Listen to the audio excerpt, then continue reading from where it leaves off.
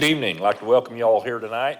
And before we begin the meeting, I would invite you to stand and join me in the pledge, and then Councilwoman Amelia Taldo will bring the invocation.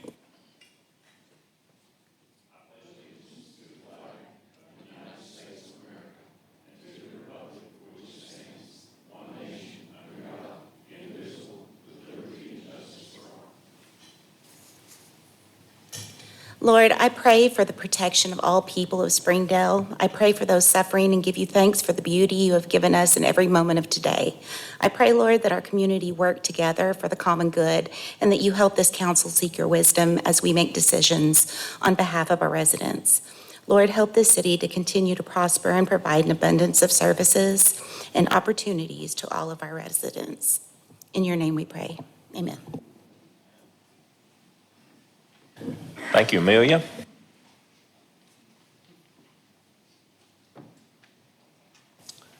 So again, welcome to tonight's regular meeting, the Springdale City Council. This is Tuesday, October 28th, 2025, and we will begin tonight with our call to order. I've done that, and now our roll call from our city clerk, Saber Jeffus. Mayor Sprouse. Here. Brian Powell. Here. Amelia Taldo. Here. Jeff Watson. Mike Overton. Here. Mike Lawson. Here. Aaron Huntley. Here. Randall Harriman. Here. Mark Fujirus. Here. Ernest Kate. Here. All right, thank you, everyone. And we are at item 4 on the agenda. This is the agenda item set aside each week for comments from our residents. If we have residents that would like to address the city council tonight, you're welcome to come to the podium. Please clearly state your name and address. Keep your comments brief and understand that the council won't take action on anything tonight that you bring forward. Is there anyone that would like to come and address the council concerning an item that is not already on tonight's agenda? All right, seeing none, we'll move on then to item 5, approval of minutes. Council, you've had a couple of days to look these over. If there are no additions or changes, I'd entertain a motion to approve them as presented. So moved. Second. We have a motion and a second to approve. All those in favor, please say aye. All opposed, same sign. Thank you. Item 6, what's your pleasure on procedural motions, council? I'll move for both A and B. Second. Okay, we have a motion and a second for both A and B, and I'll call for the vote.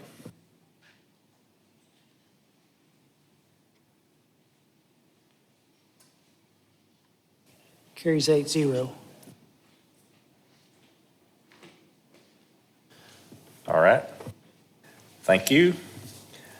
And we're at item 7, Planning Commission report and recommendations. And I'll ask Sharon Tromberg, Director of Planning and Community Development, to make the presentation. Good evening, Mayor and Council. And I just want to give a quick introduction to present the presentation tonight from H3. This is about some of the downtown study that we've been conducting over 24 and then into the year 25.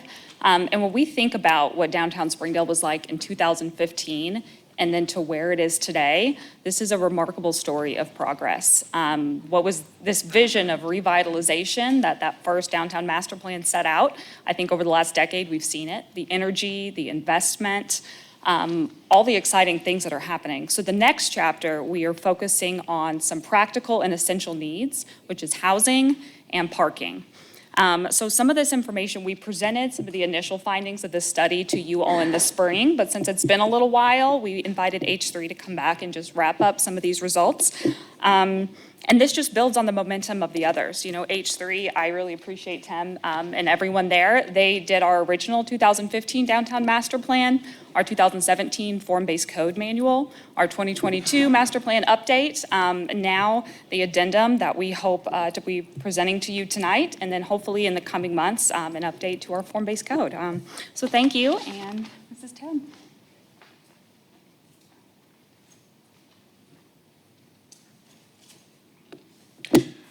Thank you, Sharon, and thank you, Mayor and Council. Very pleased to be back with you tonight to present a summary of the findings of our downtown housing and parking study. So what I'd like to do tonight is to go through just a brief project overview of the existing conditions, and then talk about some of the assumptions that underpin the recommendations of this addendum, and then a quick summary of those recommendations, and then answer any questions that you may have. So this study was born out of a desire to make sure that the city is planning for how to deal with the increasing development pressure for residential development in downtown. And so this is really a further refinement of the 2022 update to the downtown master plan. And its focus is on a specific area of downtown, the southeast quadrant, which is east of the railroad tracks and south of Emma Avenue. And it extends a little bit further south than the downtown master plan boundary, which is Caudle. It basically extends down about 3 blocks south of that. And so what the purpose of this housing study was really to do was to understand at a very detailed, sort of geographically specific level, what are the market opportunities for housing? What are reasonable assumptions for the types of housing and the amount of housing that could be built in this area? And then also looking at the overall downtown and developing a comprehensive parking strategy for the entire master plan area. And this particular geography for the housing study was selected because it is really probably the most likely place, the part of downtown that is most susceptible to change for some larger scale housing development moving forward. So we went through over the past roughly year and a half a five-phased process, and the outcome of that is an addendum to the 2022 master plan update, which includes a neighborhood development master plan for the study area, and a parking plan and implementation recommendations. And then subsequent to this, as Sharon mentioned, over the next couple months, we will be finalizing with the city an update to the form-based code to ensure that the form-based code permits the level of development that this study has identified. Before we get into the details, I will say that what we're presenting and what is contained within the addendum is not set in stone from the standpoint of you need to have these exact building types or this exact unit mix, but rather it is one potential option for the way that the overall development market and housing needs could be met, and it was really done as a way to be able to identify what updates would need to be made to the form-based code in order to ensure that that could happen in the future. So the development plan, we started by looking at some key facts about housing in downtown. And again, this was done at a very sort of micro-geographic level. We took overall regional projections and citywide projections, and then we tested those based on the specific market conditions of the 3 census block groups that are within this area. So this is very highly specific, and we feel very confident in these recommendations. And then further in the process, all of our findings were vetted with developers who are actually building projects in downtown Springdale to sort of give them the sniff test and say, is this reasonable? Do you think that we are on the right track? And what we were finding through our data analysis was matching what the development community was telling us. So a couple of things to keep in mind. Within the area, approximately 30 to 50% of households today are estimated in the low to moderate income category according to HUD, so that's 50 to 120% of area median income, AMI. The developers told us that development costs in Springdale demand a minimum rental rate of approximately $2 per square foot, so that's to cover construction costs. And current workforce housing rental rates, which workforce housing is defined as 120% of area median income, are about $1.55 per square foot, so about 45 cents lower than what the rate is needed to cover cost. And that is unaffordable for households at 80% of AMI, which is which is kind of the low moderate income. To get down to that rate, you'd be looking at a rental rate of only 70 cents per square foot, which is really quite low. And then approximately 65% of the housing units sort of averaged over the study area are renter occupied today. In terms of the housing development program, we estimated, based upon regional projections, that the study area could absorb approximately 12% what is projected for the entire city of Springdale, which is 3,000 to 3,200 new units, and that's by 2040. So that's over a 15-year time horizon. Furthermore, Springdale could potentially absorb about 25% of the current regional gap in affordable rental units in the same period, which means approximately 500 to 600 of those units could be affordable or workforce attainable units. And that's not figuring adding new, that's just looking at the gap that currently exists in the region today. We looked at some density, overall density rates in terms of units per acre. We're proposing an average of about 18. The study area today, the mean density rate is 4.5, but you do have localized projects that are much higher than that. Via Emma, for example, or I'm sorry, Via Emma, for example, is 50 units per acre, but you have some areas that are down at 2 to 3 units per acre.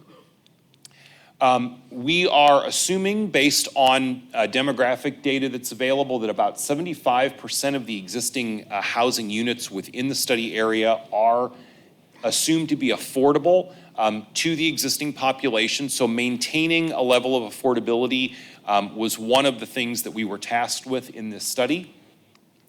We're also assuming that about 180 of the existing single-family homes that are in the area will remain.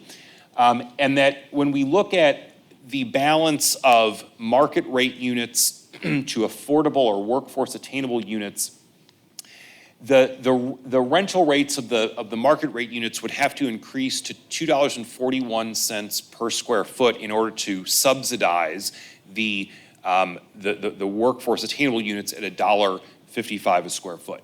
241 is higher than what units in Springdale are currently obtaining, but the question then becomes, when we think of the overall amenities within downtown and potential amenities within projects, what would it take to actually raise the market within downtown, which would, again, make projects much more affordable for the developers to be able to provide that mix of units. The other thing is that within the study area, we have recommended a couple of key infrastructure improvements. That includes the construction of 2 public-private shared-use parking garages, one of approximately 425 spaces in the 600 block of Emma Avenue, and one of approximately 425 spaces in the 200 block of Park Street, preliminarily identified as the former site of the senior center. Additionally, some street improvements include extending Strawberry Meadows Place south to Success Avenue with a new bridge connection across the creek, extending East Grove Avenue and Allen Avenue east to Strawberry Meadows, and then completing the sidewalk and streetscape improvements to Success Avenue east of Park Street. So this would essentially extend the streetscape improvements that have been done on Maple. And it is our recommendation that these infrastructure improvements will be critical to being able to realize the development potential of this area, particularly, in our opinion, the extension of Strawberry Meadows Place and opening up that connection from Emma all the way down to Success, because what that does is it basically reconnects the street grid and makes those properties much more desirable for both small developers and larger developers who might be doing a whole block size development. The development plan that we are recommending comprises approximately 3,100 new housing units. There is a range based on some individual area options from essentially 2,950 units up to 3,276 units. And we are assuming that about 2/3 of those units will be in multifamily apartment or multifamily buildings. And the remaining 1/3 would be a mix of duplexes, triplex, fourplex units, townhome units, and ADUs. And so you can see here that, there are basically two areas that were identified. Here you see them circled in red, and here you see them, again, circled in red. And these basically just show some different specific development typologies on two sites, and that's where that range of units comes into place. So you have basically a more of a multi-unit apartment-focused scheme in this one. Here, the building typologies are attached townhomes for these two sites, and here a mix of attached townhomes and duplexes in a cottage court-style development. It is important to note that in order to achieve the roughly 2/3 of the development program of the multifamily apartment units, that requires 4-story buildings. And this area that we are proposing these to be located in is currently has a 3-story maximum building height. So that is not permitted by right under the current form-based code. However, one of the implementation recommendations is to develop a density bonus for a minimum percentage of workforce attainable housing, which I'll get to in just a moment, which would permit an additional story of development. And so that would allow for this full development program to be realized. And again, this matches very closely with the overall projections that were developed from looking at the specific market demands and demographics of the study area, comparing them to Springdale's projected overall growth, which Springdale has been growing at a slightly faster rate than projections historically.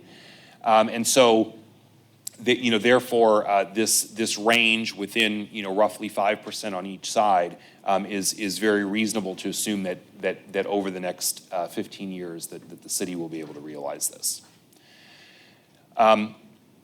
So that is the overall development plan. And again, I just want to stress that, this is not set in stone, but this is showing one potential mix of housing typologies and housing units that meet the projected development market and also meet the demographic needs of and the housing needs of the population that are living in this area today and that are projected to move to this area over the next 15 years.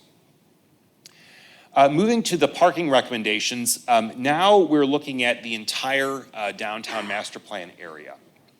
And so I wanted to just cover a couple of assumptions and definitions that we use in the study. So when we refer to shared parking, that refers to public parking that is provided by the city on city-owned property or public right-of-way, which can be used to satisfy on-site parking requirements for residential developments or other developments. And that is currently provided for in the downtown form-based code today. When building in the form-based code, on-site requirements can be satisfied with shared parking that is located within 1,200 feet of the site boundary for the property in question. Visitor parking, that is shared parking that is reserved exclusively for use by visitors to downtown. And then likewise, residential or residential allocated parking would be that shared parking that is allocated to those on-site parking requirements. So the shared parking is comprised of both a percentage of visitor parking and a percentage of residential allocated parking.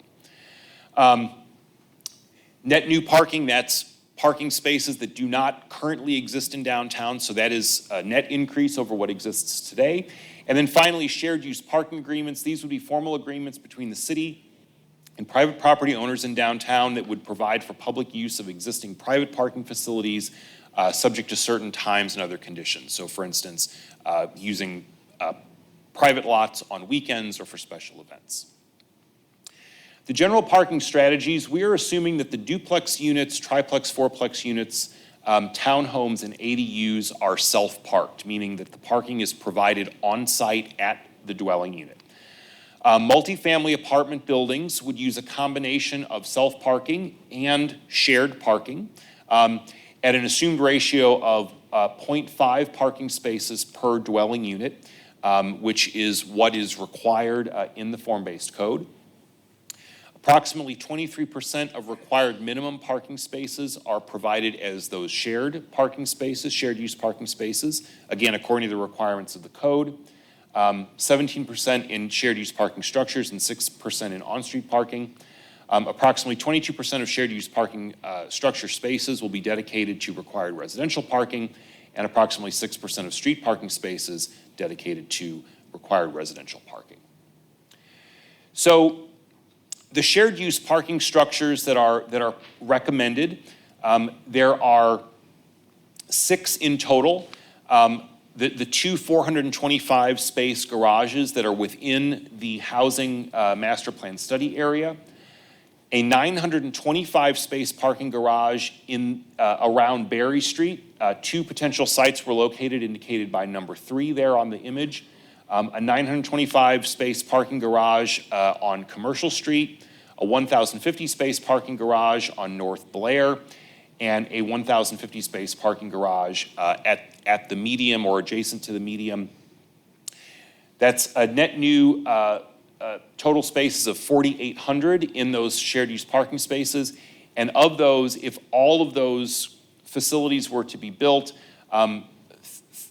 nearly 3,800 of those 4,800 spaces would be reserved for visitor use. That's net new visitor spaces. Then we looked at potential improvements for street parking within downtown. So east of the railroad tracks, there are 69 new spaces that could be developed from just restriping streets. And there are another 435 new spaces that could be realized through reconstruction or extension of streets, which you see there keyed in blue on the map. So that's 604 total spaces, 568 of which would be reserved exclusively for visitor use. And then looking at the west side of the railroad tracks, 217 new spaces could be realized, again, through striping. There are no street reconstructions proposed as part of this addendum, so there are no new spaces in that category. So 217 spaces west of the railroad tracks, again, 204 of which would be reserved for visitor use. And then in terms of the shared use parking agreements, we identified the following potential sites for shared use parking agreements and tallied up all of the spaces. And amongst those sites, A through K listed there on the map, that's a total of 1,776 total parking spaces, percentages of which could be used at certain peak demand times or on weekends, subject to shared use agreements with those private owners. So in summary, there is basically anywhere, and again, this in the addendum itself, it goes through different options, different recommendations for evening use versus Saturday use versus Sunday use, but basically among those 1,776 spaces, it's assumed that somewhere between 612 and 1,100 essentially could be gained or utilized for those shared use agreements depending on the specific day of the week. So in total, we are looking at the potential for adding between 5,100 and 5,650 approximately total net new visitor spaces, and a little over 1,000 net new residential spaces that could, again, support some of those higher density apartment type buildings without having to have all of that parking provided for on site. That obviously helps to increase density within downtown, within the residential developments, and it also does provide a cost offset to developers, which can help facilitate completion of those projects. Finally, implementation recommendations.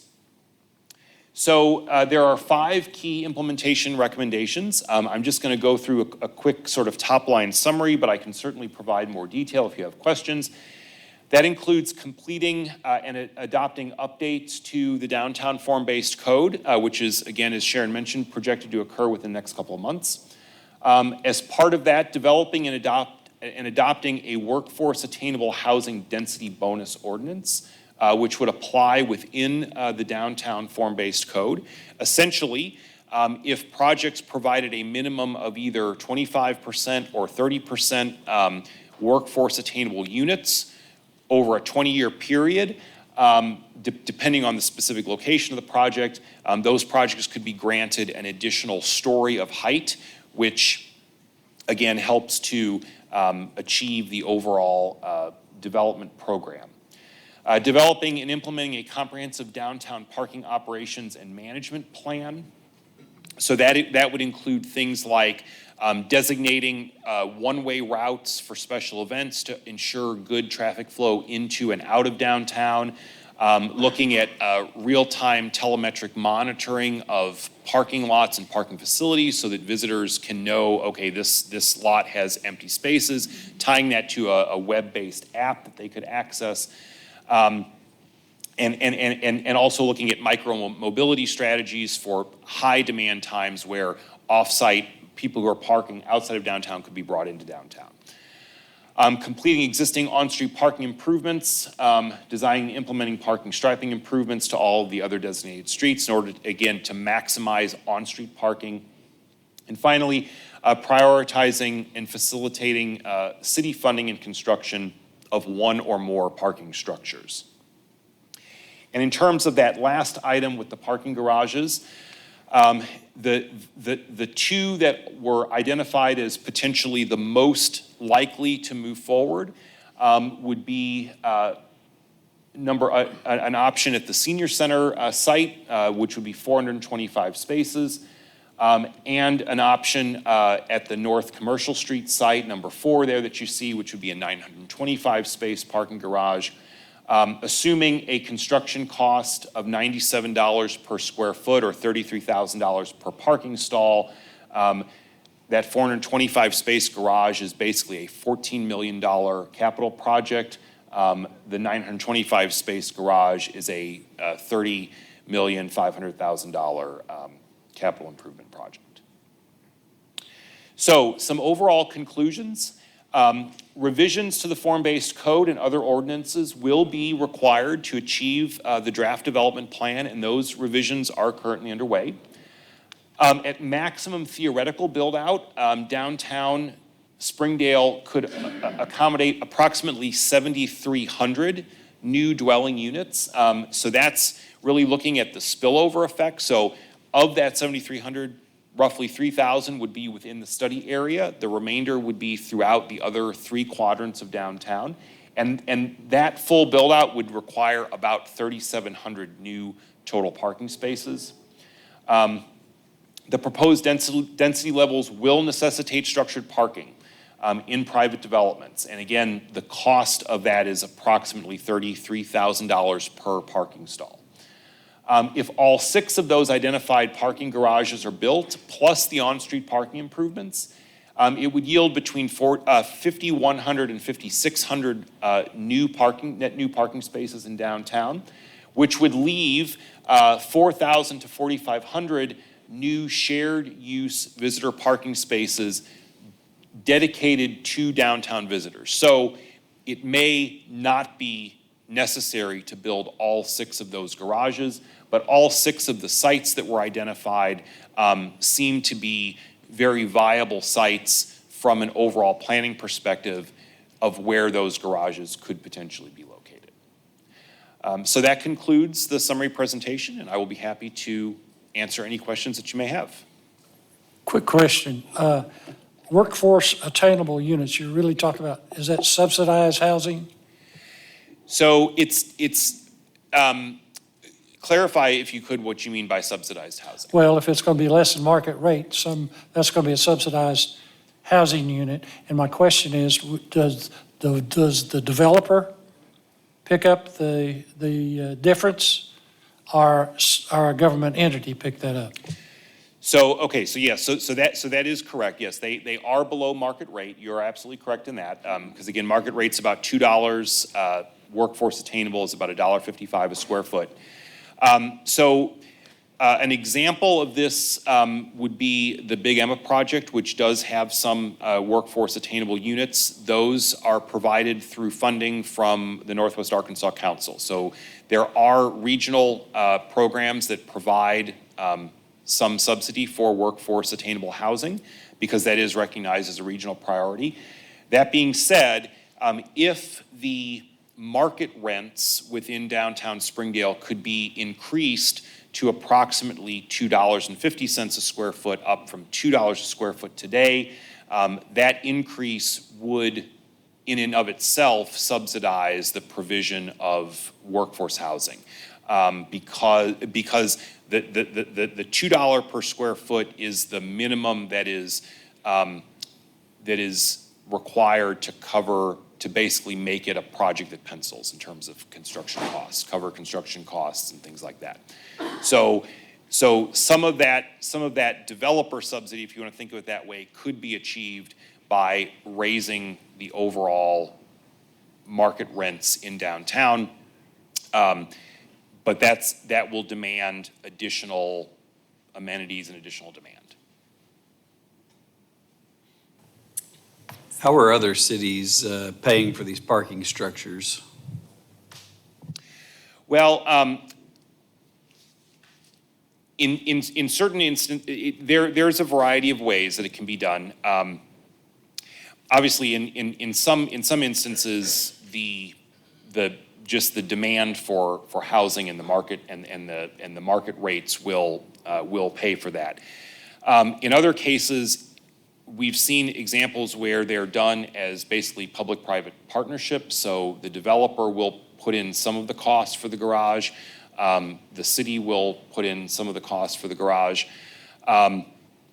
In cases where cities are taking them on as their own investment, and it is a fully publicly paid for project, typically municipal bond financing is how we typically see these sorts of large capital improvements like that.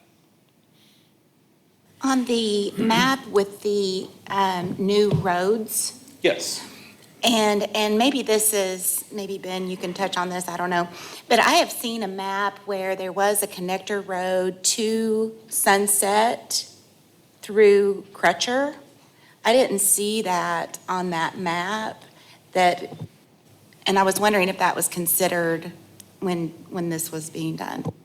Well, the Sunset extension that we're working on now is actually south of this study area. So this went to Caudle. Sunset is south of Caudle. So there's not a road that's going to go past through Crutcher right there where those apartments are? Yeah, it will go through Crutcher. It will, but that's not on that map? No, it's south of that map. I apologize. And then I have another question for the people at home. What is 0.5 space per dwelling unit? I had someone have to explain that to me. So if maybe the people at home, so Okay. what they're saying is that each unit gets half a space, or how does that? Right. So it's basically it's an overall parking ratio. So basically what and this is true of the form-based code today. Within the two highest density districts, which are the neighborhood center type 1, which is primarily along Emma west of Park Street, Berry Street and Park Street, and the neighborhood center type 2, residential uses, residential developments are required to provide one half of parking space per residential unit. So if you're building a 200-unit building, you're required to provide a minimum of 100 parking spaces. And that is in a higher density environment, that's to account for the fact that, number one, we don't want to be requiring developers to provide an excess amount of parking. And there's an assumption that in a higher density environment, some people may not have a car. Now, I will say that the amount of parking that the plan is actually envisioning, you can see it here at the bottom, it's a little bit small, but parking ratio, the overall parking ratio is between 0.73 and 0.86 spaces per unit. So it is being provided, the development plan is assuming that the parking above the minimum would be provided. And this is not to say the developer cannot provide one space per unit. This is just the minimum that's required, yes. And then the only other question, and maybe Sharon, this might be a question more for you, I'm not sure. But I love all the parking outside of the main area. Lighting is a concern for me. If I'm gonna park, further away, which I'm totally fine with, and walk, I wanna make sure that lighting is up to par for safety. What is our plan for that?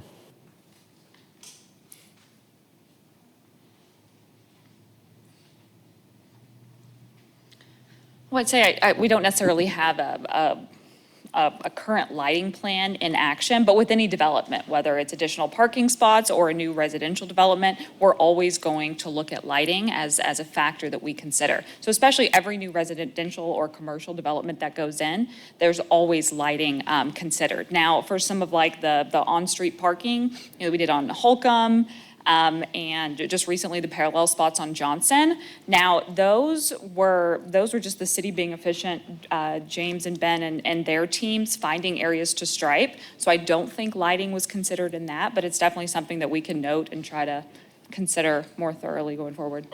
Thank you. For instance, we just added, how many lights, Ben, 3 or 4 on Spring Street?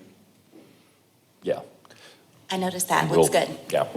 We'll take those opportunities when we can.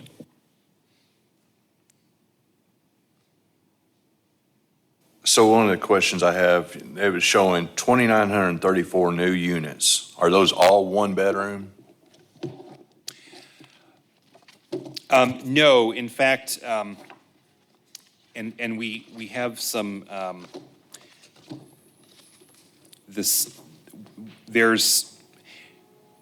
there's some additional information that the city has as essentially an appendix to this addendum that actually goes through a detailed unit breakdown. One of the things that we heard in our community engagement for this project was that for the people who are living in this area today, they want 2 and 3, and in some cases 4-bedroom dwelling units. So there is a mix. And in fact, it actually, I'm going off of memory here, and I apologize if I misstate this, but I think the majority of the units are 2-bedroom units. There's also a fairly high percentage of 3-bedroom units as well. There are also 1-bedroom units and studio units, but we intentionally tried to not sort of do a cheap option where it's all 1-bedroom units. We really tried to match the overall unit breakdown in terms of number of bedrooms to what the current population demographics in this area desire and actually need based on their family size. So it is there is a broad mix of number of bedrooms in the development program assumptions.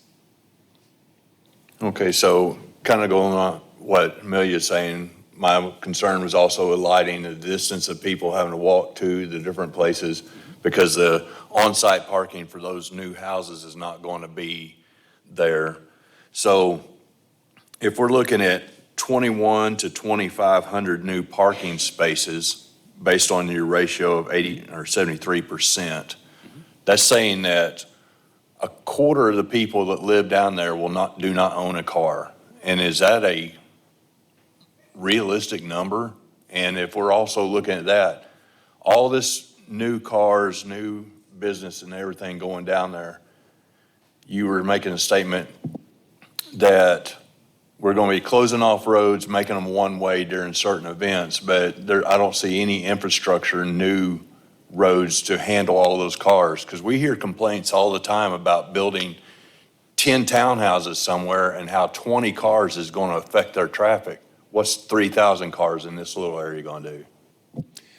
Well, it's a really good point that you make. And, you know, this is, I will just say that that is one of the results of increased density is increased traffic. Now, the one thing that we have tried to do, and this really played into the identification of likely sites for these larger parking structures, is that we specifically tried to identify sites that have good access to the perimeter roads surrounding downtown. But as I mentioned just briefly, a comprehensive parking operations plan for downtown is something that will need to be developed, is recommended to be developed, which will not only help for special event visitors, but can also help just for day-to-day users as well. And that includes things like, you know, designating kind of key streets for access, so that, you know, people aren't just circulating throughout all of downtown, that it's really clear if you're going to this location, this is the preferred route, and that route has the capacity to handle those cars.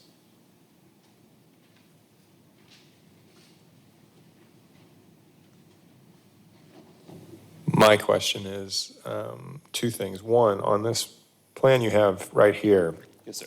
is the parking garages reflected here?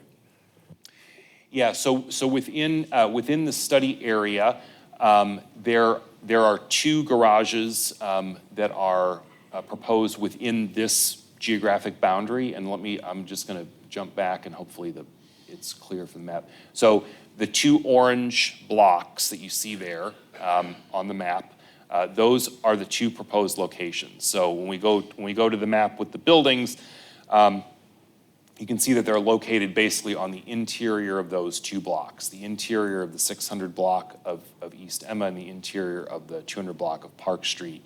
And then they would have liner buildings concealing them from the street. Yeah, so they just look like parking lots in this picture. That's why I asked. I see. Yeah. The second thing is you have so many ADU units that are associated with this. How did you decide where to put those? And, you know, that's a much higher density than anybody's utilizing ADU anywhere today. Sure. So we looked at we actually looked at kind of almost parcel by parcel within the study area, and so we identified 100 potential opportunities where an accessory dwelling unit could be done as an infill alongside an existing single-family home. So that's the 100, and then the 87 units. Basically, we assume that every townhome that was built with a detached townhome or duplex that was built with a detached garage could also have an ADU unit above that detached garage. So that's where the 87 comes from, and as you can see it, the numbers change slightly depending on the number of those. So like this option has the most townhomes. This option has a mix of townhomes and duplexes. This option has more apartment units. So the number of ADUs changes depending on that. But the assumption was that for those new townhome and duplex units featuring a detached garage. That detached garage could have a dwelling unit on the second floor. Did I hear you say that our current form-based code has a limitation of 3 stories? So I don't think I have a form-based code image in this presentation of the regulating plan. Maybe Sharon knows the answer to that. It's a mix. Actually, let's see. Okay. This image will work. So, okay, so this is the current, now granted, this is only showing the study area. So there's a lot more of the NC1 classification within the overall downtown form-based code. But currently today, the NC2 district, neighborhood center type 2, has a maximum building height of 3 stories. And the NC1 district has a maximum building height of 5 stories with a requirement that above the 3rd story, the additional stories have to be set back, have to be pushed back from the street. So that's what's currently in the form-based code today. So you were suggesting that that form-based code might have to be amended to allow for taller buildings in the NC2 areas? So what we're recommending, and it's spelled out here in a little bit more detail. So within the study area, the NR1 parcel, so the yellow color, neighborhood residential type 1, the recommendation is that those all be reclassified as NC2, neighborhood center type 2, because that permits the full range of building types from the duplexes up to the apartment buildings. We're not recommending that the base by right height of NC2 be increased, but we are recommending the incorporation of this workforce housing density bonus. So if a developer agrees to provide in NC2 a minimum of 30% workforce attainable housing units, then they could build 1 additional story. So meeting that requirement, they could go up to 4 stories. And that 4-story height is necessary to get the roughly 3,000 units that the development program calls for. Does that make sense? Well, yes, it makes sense. I understand what you're saying, but you're making that recommendation so as to meet your goals of your study. But how do we make a determination whether or not 4 stories is appropriate? Well, so we did vet that recommendation through city staff and through the stakeholder engagement that we did, engagement with residents and developers as part of the process. It was because we had considered, could it be increased to 5 stories? The general consensus feedback that we got was that 4 stories would be fine, but anything taller than 4 stories in NC2 would be too tall. So that's why that density bonus was capped at only 1 additional story. Yes. I was also going to add that some of the NR1 yellow area that Tim was referring to that we seek to have reclassified, we also have been talking with the Housing Authority and trying to work with them and what their overall long-range goals are for some of their properties and for some of this area. So we've been seeking feedback from developers, builders, and then other agencies like the Housing Authority for some of those areas. My main concern with all this is the parking. Most of our subdivisions we have now, 4 parking spots per unit isn't enough. So, the clientele that this is going to serve would have to be a less vehicle type clientele than most subdivisions we have, because if you drive around most of our neighborhoods, we have cars everywhere. And so that's what scares me about a lot of this development.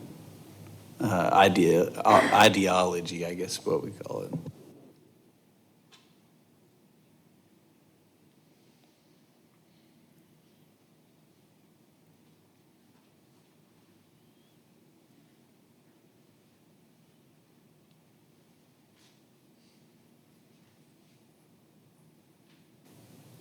Other questions?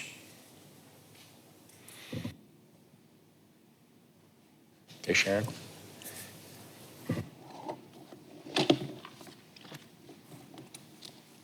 Thank you. And then I will just, I will note that this particular area of downtown that we're talking about, and for the parking, all of downtown, relative to the entire city of Springdale, our downtown is a very, very small area that we put a lot of energy and focus and resource and times in. And the fabric of downtowns aren't like all the rest of the zoning of other cities. Downtown being that city center, that heartbeat of a city, are often geared towards with the understanding that being auto-centric or having the ability to be overparked isn't always conducive with downtowns.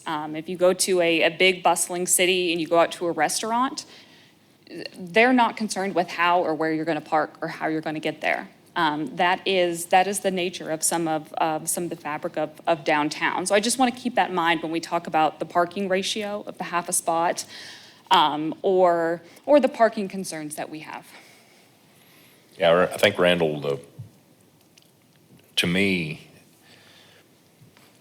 people choose where they live, they choose how the lifestyle, their lifestyle, how they want to, the culture they want. And I think as with most downtowns, as ours grows, it's going to determine. I mean, if I'm going to look at a place downtown, I'm not going to have 3 cars, and I will have to have enforcement mechanisms in place if that doesn't happen. We can do that easier in downtown than we can all over Springdale.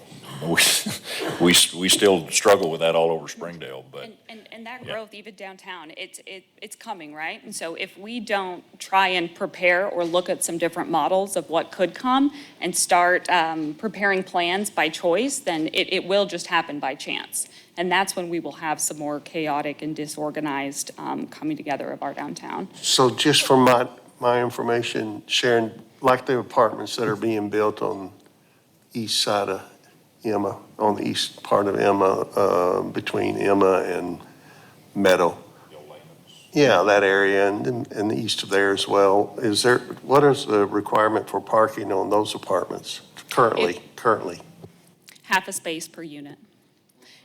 And I don't know off the top of my head if they were overparked. Now, that development, it was very unique in that the way that they built around the perimeter of that site, and the parking is actually contained in the middle as to just hide from visible, but some of their units on that ground floor have garages. So some have the ability to have garages. Their requirement is half a spot, but I don't know off the top of my head if they were overparked or provided more.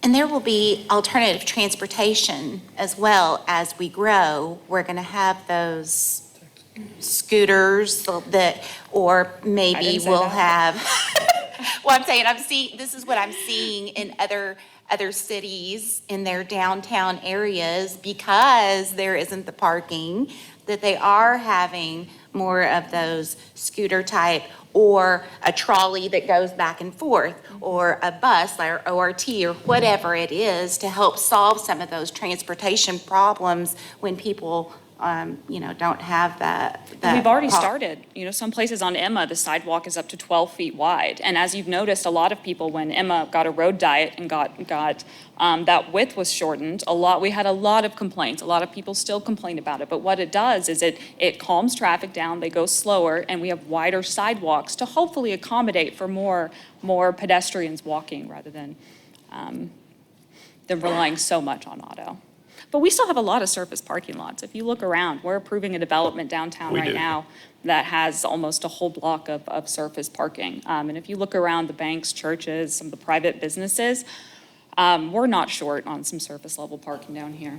There are, in the short term, there are a lot of shared parking opportunities while this plan develops and plays out. And this is not to say that all the slides that he showed was our ultimate goal of what we are trying to work towards downtown Springdale looking like. We just need to be prepared for what the potential and capacity for our downtown, and if we do have some of this density moving in, or else we just encourage it to kind of go further on the outskirts of town, having to build new roads and pay for new infrastructure. So, I think the one surprise I got was the over 1,000 spaces in the commercial parking garage. I was looking at one about half that size. which, hey, So- that's an option too. Yeah. Well, sounds like we might need to, yeah, figure out, well, we'll have some, hopefully, we'll work on gathering some partnerships to make some of that, make that first one work. Well, I hope so. Well, the title of this one, a resolution adopting a revised downtown master plan for the city of Springdale. And this attaches that addendum to the back of our existing master plan. I'll make a motion that the resolution pass.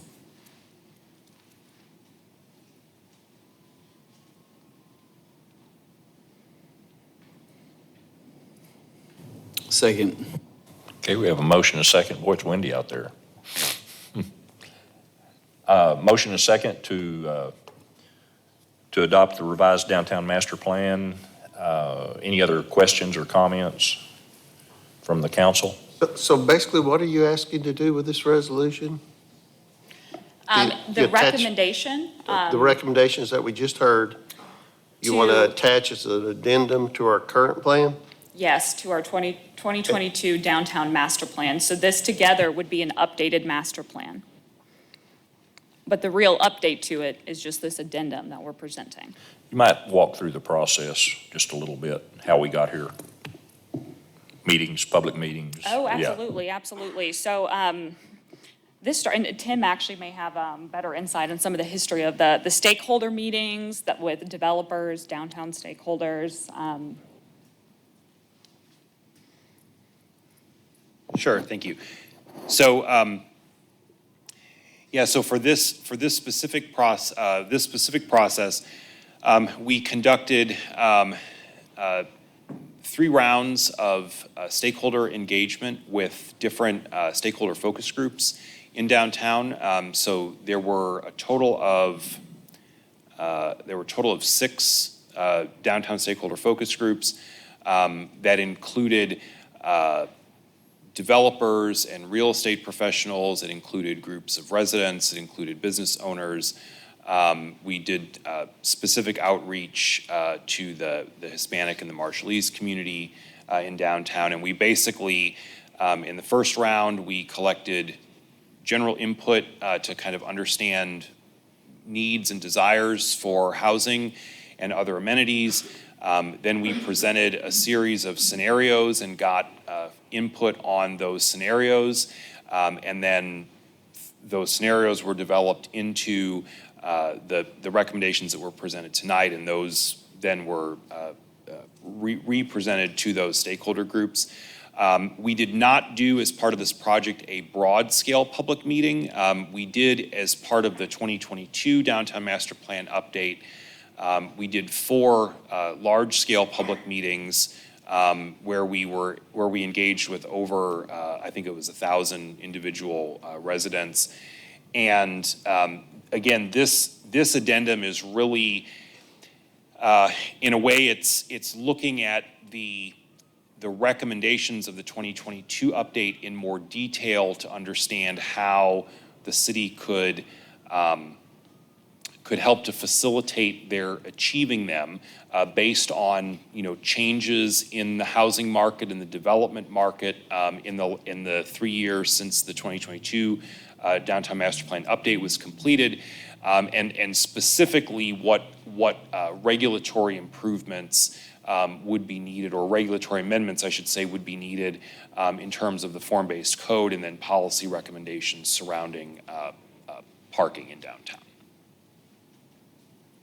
Did I hear you right, that 3 rounds of 6 different focus groups and you had over 1,000 residents come and speak? No. The 1,000 residents was when we did the 2022 downtown master plan update, and we had a series of 4 large-scale public meetings. Covered a much larger area. And then it was last fall when we brought the initial first findings of this study to you all. And then again this spring in March, we had brought back. Okay, other comments or questions? So just so I'm clear, Sharon, by attaching this plan and study to the downtown master plan as an addendum, correct? Yes, sir. That just basically is a recommendation, or what would that be? Recommendation vetted by staff, the community, and presented before you all. It also helps our development community. In understanding suggested planning, correct? Just like a street plan or a Master Street. master street plan. It doesn't actually create any restrictions, though, as far as development, does it? Just a recommendation. It's just a recommendation. Now, we will have a few updates to our form-based code, but a lot of them are minor, and we had a feedback session with some local downtown developers who have actually implemented the form-based code and built and completed some projects downtown. And we asked for their feedback about the actual use of this manual. Was it helpful? What did you like? What did you not like? So we're making minor edits. When are you going to bring forward those changes? Within, hopefully, target goal is by the end of the year. And they can still choose the old code or the new code, correct? If they are doing a project, they can choose to use the code as it stands or use the form-based code. In our seed districts, our Springdale Elective Enhancement District, it is, which goes north of Huntsville and then extends down. Now, that area, somebody could elect to be in the form-based code, and now those do have an advantageous position because they can opt into use the form-based code or not. But for those in the form-based code, no, the form-based code manual is. Yeah, in the original master planned area, they don't have that option. And haven't had. But it's a much more flexible building code. Yeah, more flexible than what we had under the old, yeah. Anyone in the audience need to speak to this? All right, I'll call for the vote. Yes, wait, don't vote. Melinda, I called for the vote. If you need to speak to it, come on up.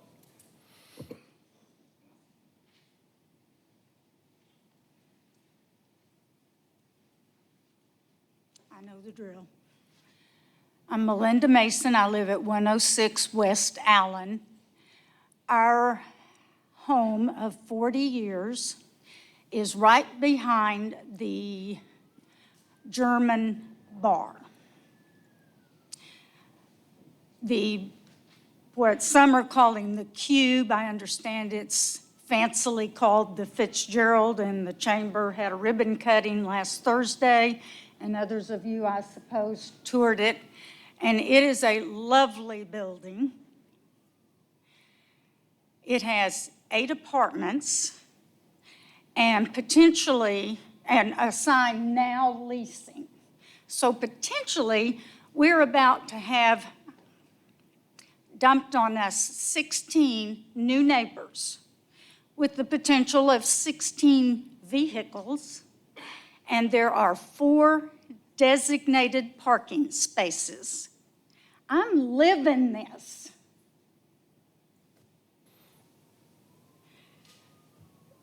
There is 1 apartment on the ground floor that is ADA, and there is not one single among those 4 designated handicap parking space specifically for that.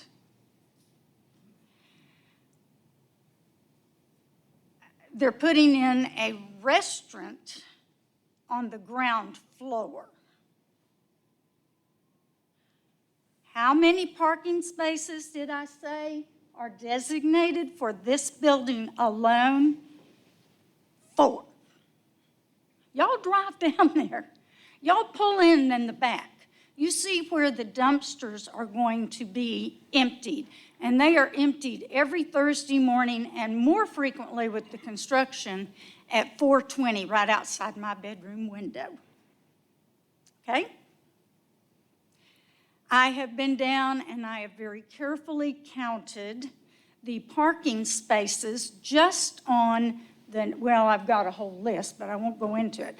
But on the north side, on the north side of the playground for Lisa Academy, formerly First Baptist Church, there are 33 parking spaces right fenced in around on the north side of Lisa Academy. And generally, and I come day and evening, all times of the day, starting about 6:30, the angle parking on Holcomb begins to fill up, and it's full till 3:15. Of it appears to me, staff and teachers for Lisa Academy, while they have their own, it appears to me, private parking lot on the north side, and I haven't stated, there are 33 parking spaces, and typically there are anywhere from 6 to 9 cars parked in there at all times of the day. Now, why is that? Why don't they park in their parking lot so that those angle parkings along Holcomb can provide spaces? Yeah, mean, we'll look that into needs that. That sounds like addressing. an easy fix, if that's Well, truly the that's what issue. I'm saying. Yes. And I want to ask about that, and I want you all to think about that. And I think enforcement, once we start doing all of this, I think somebody mentioned enforcement.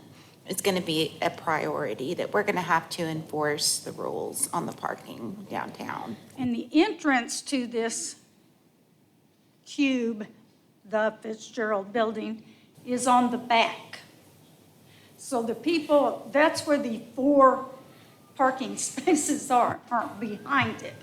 So anyone that needs extra parking for their extra vehicle of 16 potential is going to need to park in those angle parking in front of the Salvation Army and in front of Lisa Academy.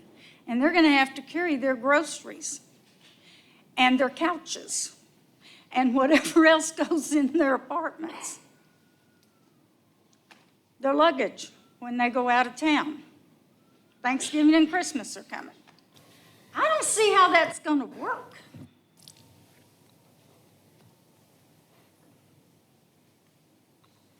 Anyone else? Paxton, come on up, I think. Thank you, Mayor. City Council, I'm Pax Roberts, Executive Director of Downtown Springdale Alliance. I think as you've heard and listening tonight, you can hear just from the last resident speaking why this study is so important. Downtown is going to develop. People are going to come in, they're going to develop buildings. And if we don't get ahead of future parking issues through studies like this, you're going to have a worse problem and you're going to have more residents up here angry. And I think that's why it's key, because if you look into the details of this study, the recommendations for adding on-street parking, for these shared use agreements, which DSA has already had conversations with businesses in downtown about these shared use agreements to facilitate them, and a parking deck, you're going to head off this problem before it gets there. So I think if you do nothing, it gets worse. And you can just look to other downtowns. I think what Springdale has the benefit of is learning from these other downtowns who are trying to retrofit parking decks after the fact, after they already have huge problems. H3 has been on the ground for the last 10 years through the development of downtown, and they're making expert recommendations, taking lessons learned from people who went through this the hard way in other parts of the country. So I think that's key. How does that relate to housing? Well, people want choice. And one of the things, since I've been on the ground almost a year now, is that People want Springdale to stay Springdale. They want choices, and that's really what this is about. You have people of all different income levels living in downtown. If we do nothing, if we don't get ahead and really take a look at these policies, what you're going to see is what happens in other downtowns. And I won't name names, but it turns into million-dollar homes on every lot in the downtown area because guess what? People want to live in downtowns. All right, that changes the fabric of Springdale. You don't have restaurant workers. You don't have Tyson plant workers. You don't have baristas and valets at the new hotel living in downtown. You also don't have firefighters, police officers, and teachers. If you look at those income numbers and you look at the salaries, we're talking about the people that our kids go to school and learn from and the people that work in the police and fire departments. A good story is the valet at the hotel in Bentonville lives in downtown Springdale because can't afford to live in Bentonville. We have an opportunity here so that the people that service coffee, service food in restaurants, and teach in our schools can still afford to live in this city. And if we do nothing, they get displaced and gentrified out. So although I know there's still little details to be worked out, this is a step in the right direction. And I think it's just concerns like those that are raised that are going to be key to getting ahead of these issues through policy. Thank you. Thanks, Paxton. All right. So Sharon, I think you told us that it's 0.5 spaces per unit for these apartments that are being built. I guess the Fitzgerald is considered an apartment, but it also sounds like it's mixed use. If that's true, what she said about a restaurant perhaps being on the first floor, how is the mixed, what's our current parking requirement for mixed use when there's retail and apartments in the same building? If it's only 4 spaces for the entire building, is that right? We have a set threshold for the commercial section of how big the commercial operation is dictates if they need parking or not. But for the apartments, it is 0.5 a unit. However, the public shared spots that are within 300 feet can be accounted for and used with that requirement. And so we knew that that development was coming and wanted to be in Springdale at that location, which is why we tried to prioritize the striping on Holcomb before some of the other roads to try and get ahead of that.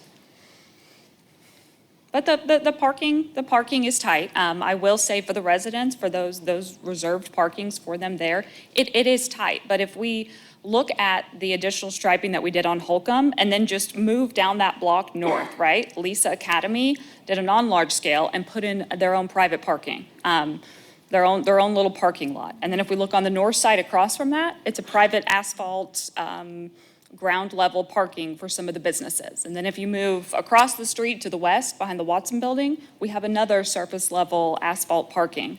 The parking is there.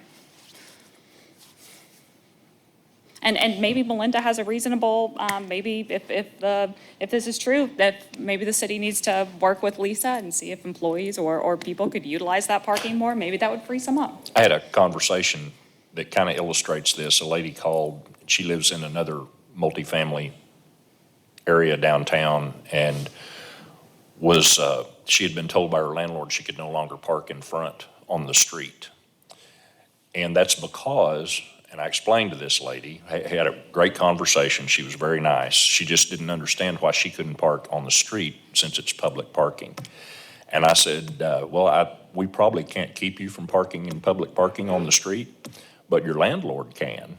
And they have provided parking for you elsewhere, so we need to save the parking on the street for visitors to downtown and customers for those businesses. And she was very understanding, appreciated the conversation, and it was just a matter of, we're going through some growing pains down here, and another, to Paxton's point, a real reason we need to stay in front of this. And but I thought of that when Melinda brought up the Lisa Academy, because it sounds like if that's all the way it was presented, then they could help us with that.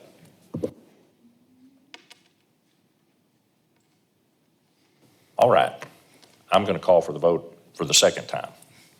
Council?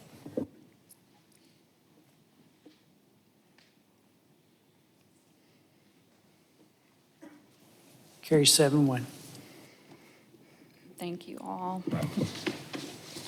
Thank you to Paxton and Tim and everybody that helped Yeah, out. thanks for your presentation. You've been here a lot, and we appreciate your help. All right, the next one, it's another comprehensive plan update, but this one is for the master street plan. So the engineering department, Ben and his team, they've completed their review of the master street plan. Do you have any notes about some of the things that were updated with this one? He's going to know it much better than I. So I think it's important to start with what did not change. So the street sections that are in the booklet that are attached to this map are the same as what they were previously.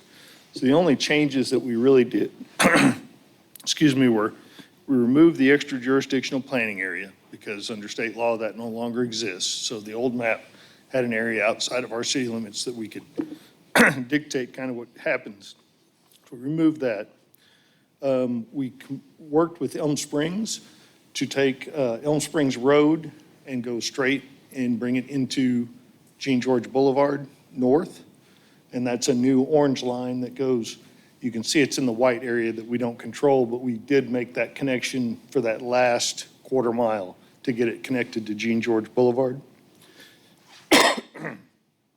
We had an industrial section for industrial type streets previously, but we didn't identify any of those locations. So we have identified the Ford Avenue Industrial Park as an area that would need industrial style streets. The warehouse district between 40th Street and Carly and McRae and Sunset as those streets being industrial, which they're all built now, but if they ever get rebuilt, we'd want them in that style. We revised some of the downtown streets. You'll see there are two different colors of green now in that downtown area. Originally, we showed everything as downtown commercial. What we've done now is split it up into some downtown commercial into commercial. The difference between those two sections are downtown commercial has wide sidewalks at 11.5 feet wide and sharrows for bicycles to share the road with the cars. Commercial has a dedicated bike lane between there's a sidewalk, a bike lane, and then the cars. And so it's just a slight difference of whether the bikes interact with the cars or they have their own section. And then we added interchanges going out on the east side of town where 612 is going to be expanded so that we could let RDOT know where we'd like to have interchanges in the future for where our main connectors going east will be. And the other one is Brown Road, which is at I-49 where Apple Blossom Road comes in. It extends west, and we show that as an arterial now. Historically, that was just left as kind of a county road. So those are the main changes to this master street plan. Happy to answer any questions you have about other areas or other changes.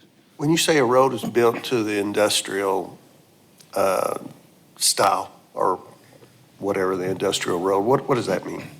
So the industrial section is, it's a little bit heavier section for the asphalt. The curb and gutter it's not as narrow as a local street. It's a little wider because it'll have semi and larger truck traffic on it. And they're not the accoutrements. So we have a 5-foot sidewalk, not an 8-foot path, no trees. It's really to get work vehicles to and from where they need to be. It's not about a pedestrian or an alternate experience. So that's what the industrial section is. It existed before, but we didn't identify where it should be used. So we had it as an option in case someone developed an industrial park that we could use it, but we didn't say this is where it ought to go.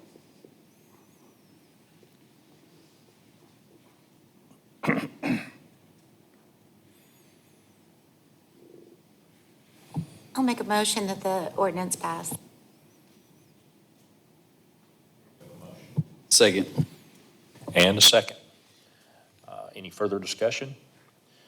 Does anyone in the audience need to speak to this? Okay, call for the vote.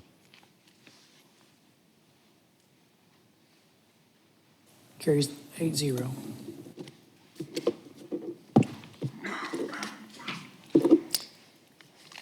The next item we have, this is a Scrivener's error that we are presenting. So this replat, the southern part of Bluff Cemetery. This went to Planning Commission back in May of this year, and then before City Council in July. The purpose of this was just to clarify boundaries, preserve city access to Bluff Cemetery and Mill Street. So no physical changes have been made, but whenever we passed the ordinance for this replat, and when GIS was actually mapping it out, there was an error in the legal description. And so we had to have the surveying team revise it, resubmit it. And so now, since there's technically a change to the ordinance, we want to put it back before you. Is this the one that somebody tried to purchase? We discussed about whether to entertain or not, but we've not received an offer. Same one? Yeah, but we've not received an offer. Okay. Well, it's included in this area, yeah. I move the ordinance be adopted.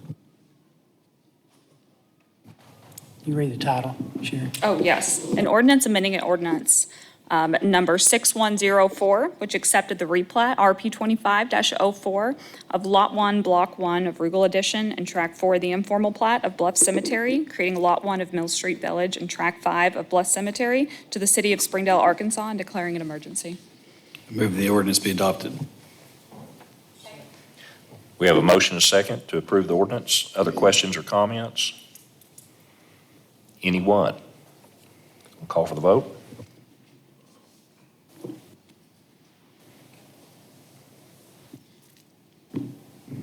Carries 7-1. It does have an emergency clause, I think, just to get it clarified quicker. I move the emergency clause be adopted. Okay, call for the vote on the emergency clause.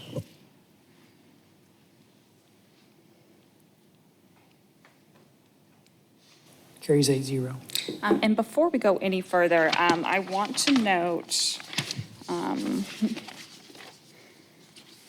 on this list, there's one item that the applicants have reached out about, item N, the very last planning item for a waiver. Applicants have requested that this be tabled to November 10th. And I have another item, item L, which was a waiver for Westwood Elementary that has been withdrawn by the applicant. Sorry, I didn't mention those to begin with.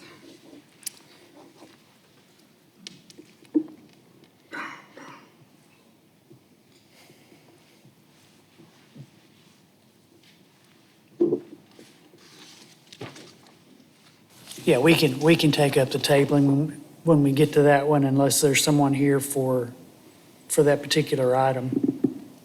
I'm not sure what the address is.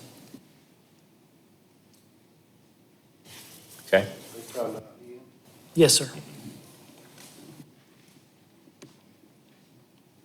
Because it might throw our IT folks off if we scramble the agenda very much. right. All right. But Sure. but item L has been withdrawn. Okay, so no item L, and we'll table item N. Okay. Go ahead, Sharon. All right. The next item we have, so this is an appeal for a rezone. So this full tract together, which is just a little over 1 acre, which includes the entire grayed out area, the applicant sought a split zoning for this piece of property. They sought a commercial zoning for the northern piece and a residential zoning for the southern piece. The Planning Commission decided to split the votes and take them as 2 separate items to be voted on. The commercial one, it was approved with a modification. We will hear that a little later in the agenda. But the bottom piece, this one, which the applicant had requested MF16, which is a medium-density residential zoning, which aligns with what the land use plan lays out for that area right now. This was denied by Planning Commission with a vote of 5-4. So the applicants have done all of their notifications and remailings and are seeking appeal for the overturn of Planning Commission's decision. And I'm happy to, and I think I also have a representative here, so if you guys have any questions about this.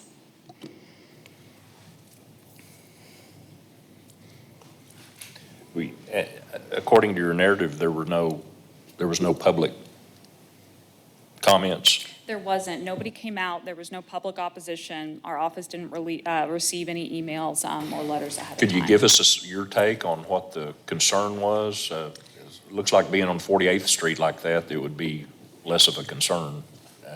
That was staff's recommendation, is that South 48th is a collector. There's commercial on the other side, high density on the block to the north.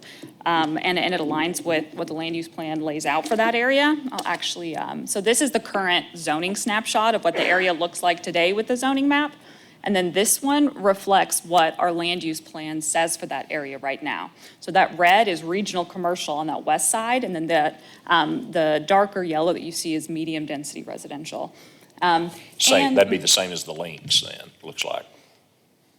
Well, and this is our land use plan, but yes, Yeah. that links area, right now our Same, land use it's- plan says okay. regional commercial there. Okay. Kind of looks like the vote went against the plan, land use plan, in going commercial on that side of 48th Street when the plan says it should be residential. And then they didn't go residential in an area, they went commercial and not residential on the other one. I mean, it went kind of backwards for some reason. They put commercial on the east side of 48th Street, which commercial was that went on the east side? That's actually going to be item F, and it was downgraded to an O1. So there are offices along there, yeah. Mm-hmm. If you look on the north side of Levine, those two properties are O1, which is that neighborhood Was there a office district. discussion at the planning commission about the MF-16? Minimal at this last planning commission meeting, actually. I think some of the discussion had been at prior meetings. And so this one, it does correspond to the larger MF-12 piece you see here on Levine. This body might remember that one from a couple months ago. That was appealed. So the same developers acquired this piece that fronts 48th that could possibly be part of the same development. And so I think a lot of the reasoning was very similar to that one, where a couple commissioners had stated that they felt it was too high of a density for that area right now. What typically goes in MF-16? Townhomes, small apartments, just nothing too dense. You can do 12 units an acre by right.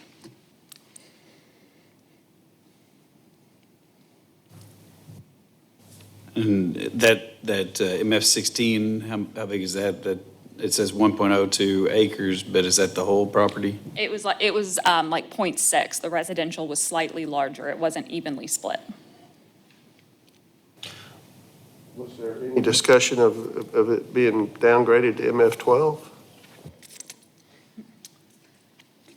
No, but in speaking with the planning staff, we would be okay with MF-12 instead of MF-16 here.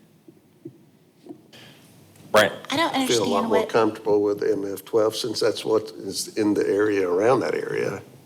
what was your opposition to the MF-16 again? Well, we wanted MF-16. We just thought that provided a step down from commercial, MF-16, MF-12, MF-4, single family. And it met the land use plan, like Sharon was saying. That's why we submitted it, At this point, we submitted that 2 months ago or so we didn't have all the benefit of the subsequent discussion that we had on the MF-12 piece. But we're fine with MF-12 there. I mean, So, we've submitted a townhome development on this project last week, and it works either way, so. so if you were fine with an MF-12, if you'd have brought it up as an MF-12, we'd be here today? I don't know. So are you asking to downgrade to MF-12? Yes. Sharon, what was the problem with the MF-16 from the members of the Planning Commission? Other than that they thought it was too dense at this location at this time, that was the extent of the discussion. But staff recommended it for approval since it was in line with medium density. Again, what is the difference of the density between the MF-12 and MF-16? So by right, it's a difference of 8 units an acre and 12 units an acre by right. Yeah.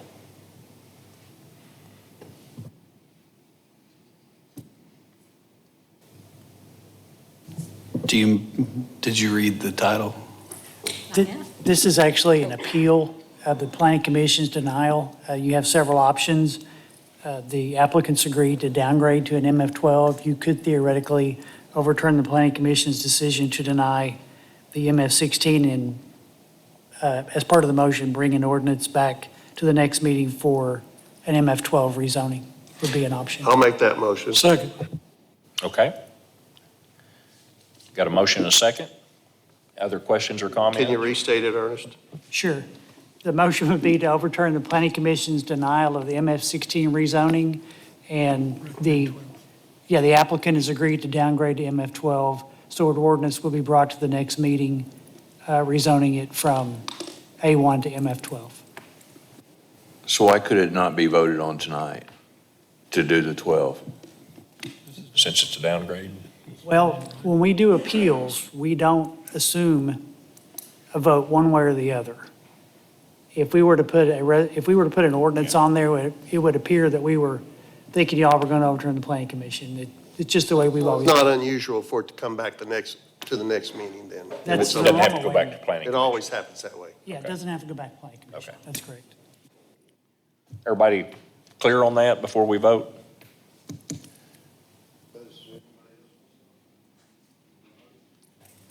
Do we have anybody in the audience thank you, Jeff. Have anybody in the audience want to talk about this issue, this property? Okay.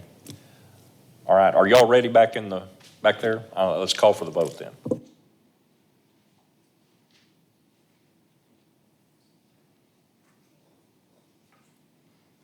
Carries 8-0, so we'll bring that rezoning ordinance to the November 10th Will meeting. do.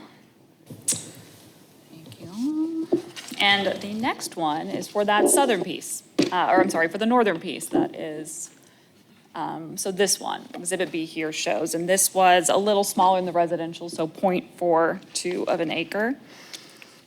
And for this one, so staff did not recommend C2 for approval, but instead recommended or suggested O1 as a potentially appropriate one, where in the neighborhood office district, it is meant to be a transition step within a residential block, so it fits in. Residential use is a use by right in an O1, so we felt that that was a much more appropriate transition for this residential block rather than a C2. And so based on that recommendation, the applicant at the table during Planning Commission modified their request to an O1, and that is what was approved by Planning Commission. And the title of this one is an ordinance amending ordinance number 3307, the same being the zoning ordinance of the city of Springdale, Arkansas, and the plat pertaining thereto by rezoning R25-60, certain lands located at 2083 South 48th Street from agricultural district to a neighborhood office district and declaring an emergency. Move that ordinance be adopted. Second. Motion is second to adopt the ordinance. Other questions or comments? Anybody in the audience? All right, we'll call for the vote.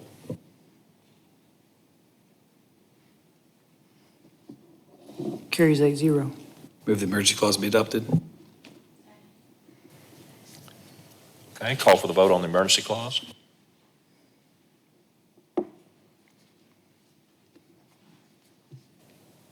Emergency clause carries 8-0. All right, thank you all. Our next item is over on Central Drive, and the applicants are seeking to develop for commercial uses. Their timeline is unknown, but they seek to develop the site. For this one, the title reads an ordinance amending ordinance number 3307, the same being the zoning ordinance of the city of Springdale, Arkansas, the plat pertaining thereto by rezoning R25-54, certain lands located at 5089 Central Drive from agricultural district to general commercial district within Springdale, Arkansas, and declaring an emergency. And this is just a little over a half an acre. Right now, this is a snapshot of the zoning. It's currently A1, but it has some commercial and then some existing non-conforming residential ones around it. This is a snapshot of the land use plan, and it's kind of hard to see, but that there's a purple tent in which it's identified to be commercial. And so this one had a unanimous vote for approval from the Planning Commission. Sharon, can I ask a Yes. question? I don't mean to step in front of any of the council members, but when you read the title, the one I was looking at in the agenda says West Sunset. Oh, hold on, sorry. Mentioned Central Sorry. Drive. Yeah, I don't see Central on any of these. Hold on.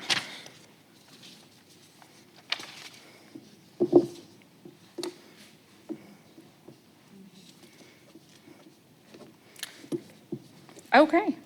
The one in the Well, packet. G for West Sunset, we're going to move on to what the agenda says.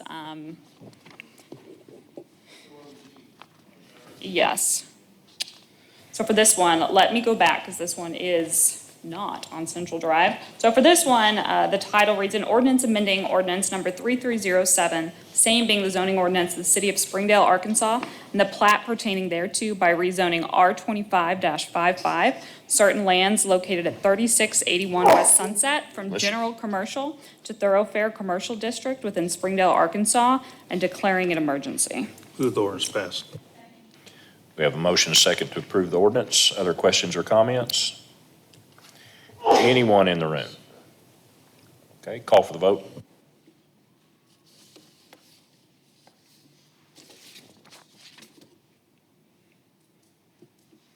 Carries 8-0. Move emergency clause to be adopted.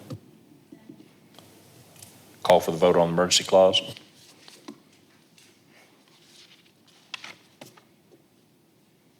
Mercy clause carries 8-0. I do have a question before we move on Yes. to item H. The summary you provided, I think that's where you were getting the Central Drive. Yes, Was my that summary one, is off by one. is that on this agenda? The Central Drive does not look to be. So I had it on my summary, so the letters are off, but disregard that. I guess my question is, should it be R2554? Potentially, and it probably will be at the next one. Clear that up at 8 a.m. tomorrow morning. Okay, sorry.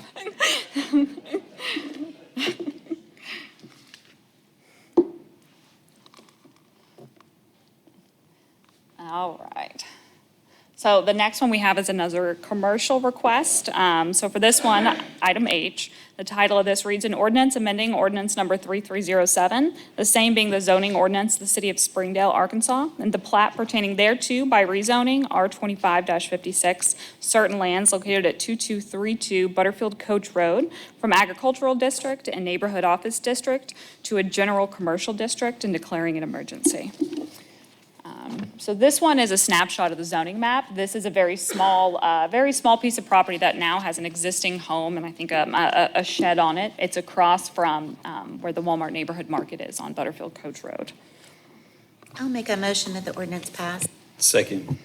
Okay, we have a motion and a second to approve the ordinance. Other questions or comments? Anyone? Call for the vote.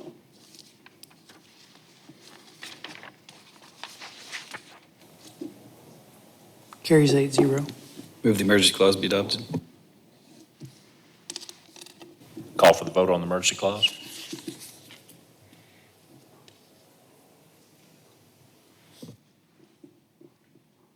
Carries 8-0. All right, our next request is for a residential zoning. So the title of this reads, an ordinance amending ordinance number 3307, the same being the zoning ordinance of the city of Springdale, Arkansas, and the plat pertaining thereto by rezoning R25-57, certain lands located just north of 500 West End Street, near the northwest corner of the intersection of Christian Avenue and West End Street, from a low, medium-density, single-family residential district, SF2, to low, medium-density, multifamily residential district, MF4, and declaring an emergency. And so this one, right now, there is a lot split in progress in our office. The survey on the screen shows it. So the applicants are seeking to rezone just that northern part, the Tract A, that goes a little farther deeper to the west.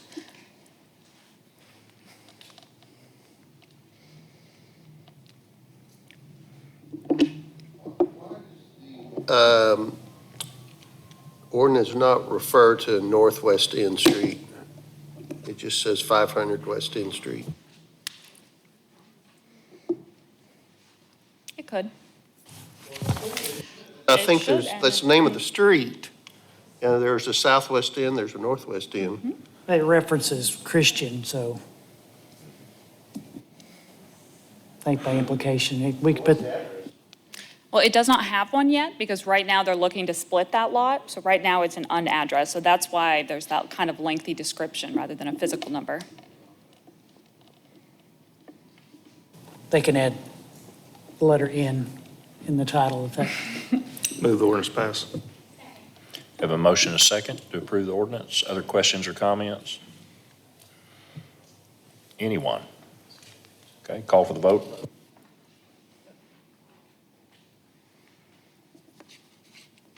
Carries 7-1. Move emergency clause be adopted. Second. Call for the vote on the emergency clause.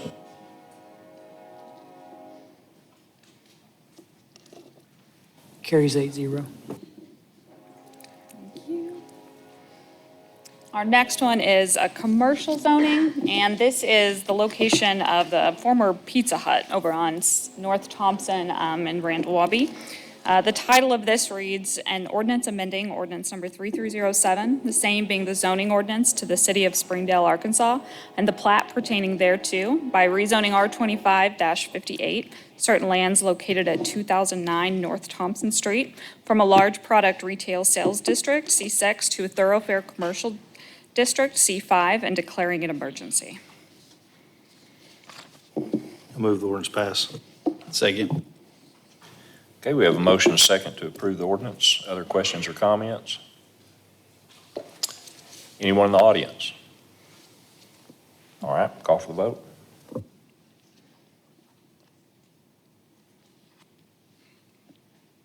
Carries 8-0. Move emergency clause be adopted. Second.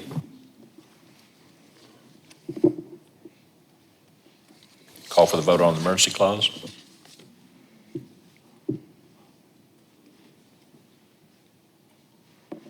Sharon, do you know what's going there? You know what's going in there? I don't. A commercial business who is not going to be selling cars, which is why they're seeking the downgrading. Oh, please come up, share us. Well, I was just curious, that building has been there for so long, and I'm so glad that somebody's going to do something with it. Oh, thank you. It's going to be actually a equipment rental company. Yeah? Ernest, you were about to read the vote? No, it's just Okay. carried 8-0. You're all right, okay. All right. Okay, Sharon, go ahead. All right, and the last rezoning of the evening. So this one is also a commercial one. This is for Jake's Firework on North Thompson. The title of this reads, "An ordinance amending ordinance number 3307, the same being the zoning ordinance of the city of Springdale, Arkansas, and the plat pertaining thereto by rezoning R25-61, certain lands located at 5993 North Thompson, from General Commercial District, C2, to Thoroughfare Commercial District, C5, and declaring an emergency." I see that Thompson is Avenue and not Street in this title. Would like to correct that, it is Thompson Street.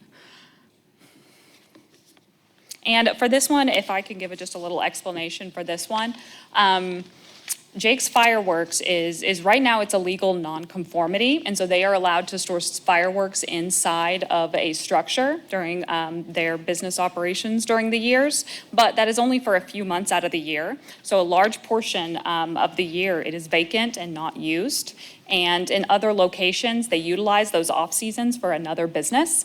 And so we worked back and forth with them and their attorneys and our attorney's office and we want to be flexible and accommodating, but we wanted to make sure we were doing this right. So by rezoning to a C5, they keep their legal non-conforming status, so they'll still be able to operate the way that they have, but in the off-seasons, they can obtain a business license for a different business to be able to have some revenue. Can I chime in real quick? Please. What we want to do is we're putting in a jumpy jump land, which we have 5 others in the state of Kansas, so we can bring in some income for the city as well as for Jake's versus the building just sitting there. So we're excited about it. We're going to open on November 21st as long as today goes well. So thank you. Any questions? No, they're inflatables. So, Sir, if you don't mind, identify yourself. I'm sorry. Mark Frame with Jumpy Jump Land and Jake's Fireworks. All right. Move ordinance pass. Second. We have a motion and a second to approve the ordinance. Other questions or comments? Anyone in the audience? Okay, call for the vote.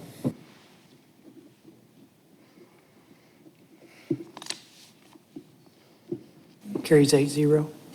Move the Clause be original. adopted. Second. Call for the vote on the emergency clause.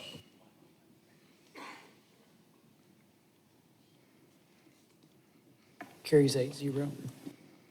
Thank you all. Now we are on to waivers. So L was withdrawn by the applicants. We are on to M.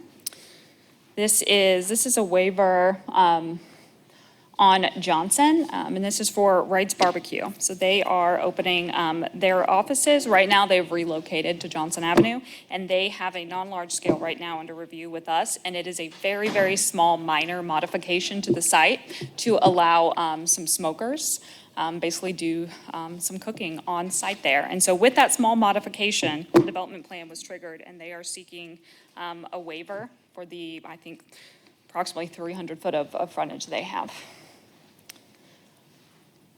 I'm going to make a motion that the ordinance pass. No ordinance? Has the title been read? Options. With option 1 where the waiver. Can I read the title real quick? Yes, before? please. For M, a resolution approving a waiver, W25-39, of street improvements, drainage, curbs, gutters, sidewalk, and streetlights as set forth in ordinance number 3725 to Firebox LLC in connection with N25-35, a non-large scale development. Now I would like to make a motion that the ordinance pass with option 1. Second. Okay, we've got a motion and a second.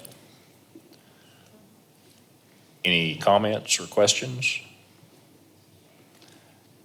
Okay, anybody in the audience? No. Call for the vote.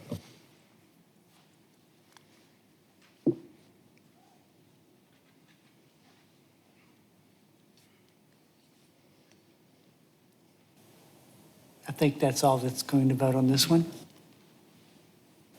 Resolution carries 7-0, option 1.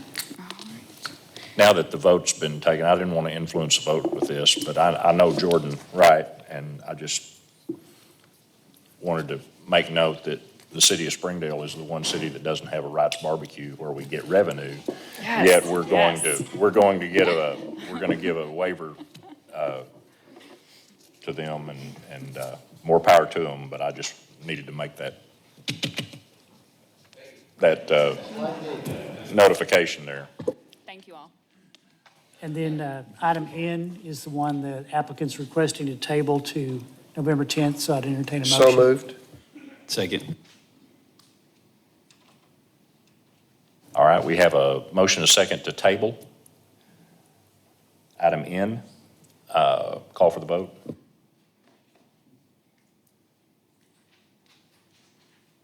Carries 8-0. All right, thank you. Item 8, Finance Committee, Chairman Jeff Watson. Jeff?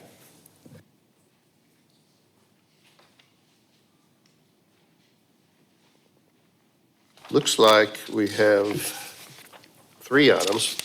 apparently only one of them was forwarded from committee with recommendation for approval, being the first one, item 8A. The title of this resolution is a resolution approving the purchase of a new work vehicle for the Springdale Public Library. Jeff, we do have yes, that was forwarded with a not to exceed, I think, of $43,000 with the thought of purchasing a used vehicle. And want to give a shout out to Councilman Lawson. He volunteered at the committee meeting to meet with some of his contacts in the auto sales business, and he brought forward, I think this was yesterday, wasn't it, Mike? Yes. Yeah, Mike brought forward this, a new vehicle, a new Chevy Express 2025 for $45,000. So I thought it was worth, and Mike agreed, bringing forth this amended resolution, not to exceed $45,000. Ann, do you have anything to add to that? I don't, but I'm happy to answer any questions. Okay, this van works great for what for Yes, the library's this needs. looked like it met exactly what we were hoping to accomplish. I move the resolution be adopted. Okay, we have a motion and a second to approve. Any other questions or comments? Okay, we'll call for the vote.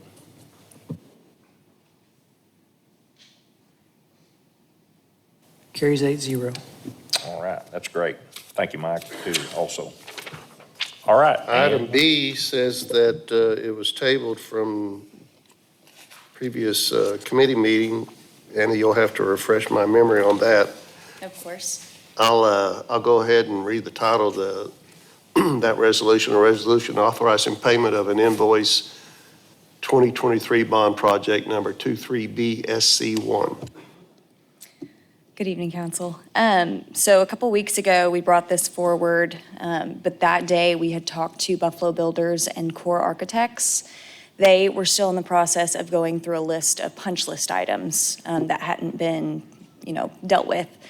And so we asked to table the invoice. After we tabled it, we got a hold of Buffalo Builders, and they've assured us that this isn't necessarily the final payment. This is the final payment without retainage fee. So the final payment is actually going to be a retainage fee. And I believe that's going to be approximately $330,000, which is more than what the punch list items are worth. And so we are going to hold that retainage fee until all the punch list items are dealt with. But this is the next invoice, the second to the last, we'll say that. And it's in the amount of $2,292,562.08.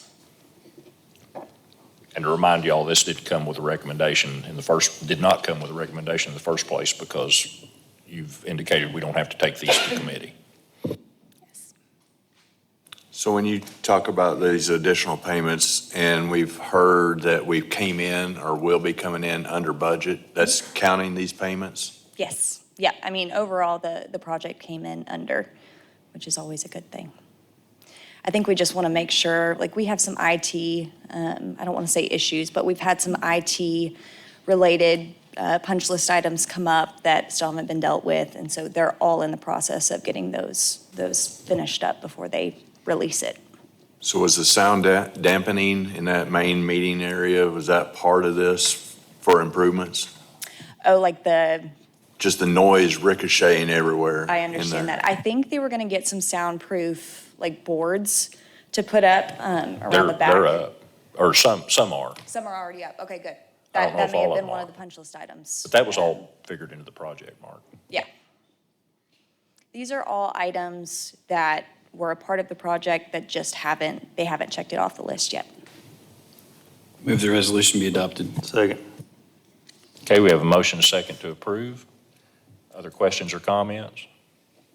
Anyone? Call for the vote.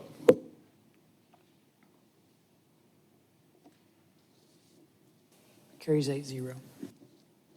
Item C, correct me if I'm wrong, I don't believe this has been discussed at committee meeting either, has it? It has not. Okay, This- so it has to do with spending, expenditure for roofing insurance proceeds, I guess. We'll let you explain that, but I'll read the title to the resolution.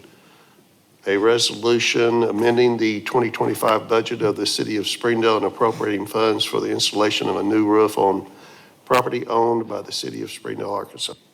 The reason this wasn't at committee was because we didn't know that we had the need for the roof until later last week. The insurance, it's insurance proceeds we had that can only be spent on that roof, and that's when Colby and I discussed it, and I told Colby, let's go ahead and put it on the agenda. So. And what you're saying, we had already received the insurance proceeds, or when did we get those? Yes. So we received these funds, I guess, there was a 2022 hailstorm. And so I believe we received it in April of '22.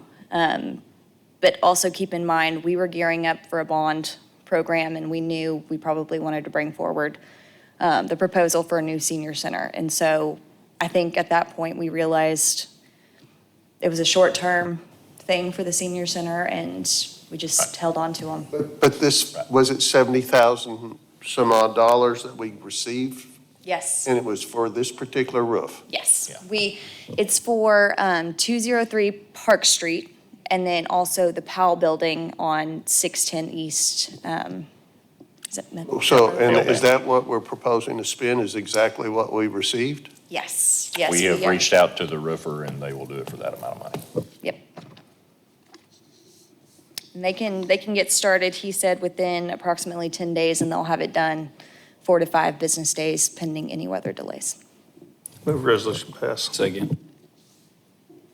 We have motion and second to approve. Any other questions or comments? I have one.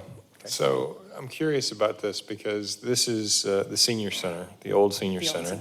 And these are repairs being done to a building that we have now rented to someone who, the tenant, my understanding is that we rented it to them for 7 years for nothing, for them, or $1, for them to repair any issues with that building.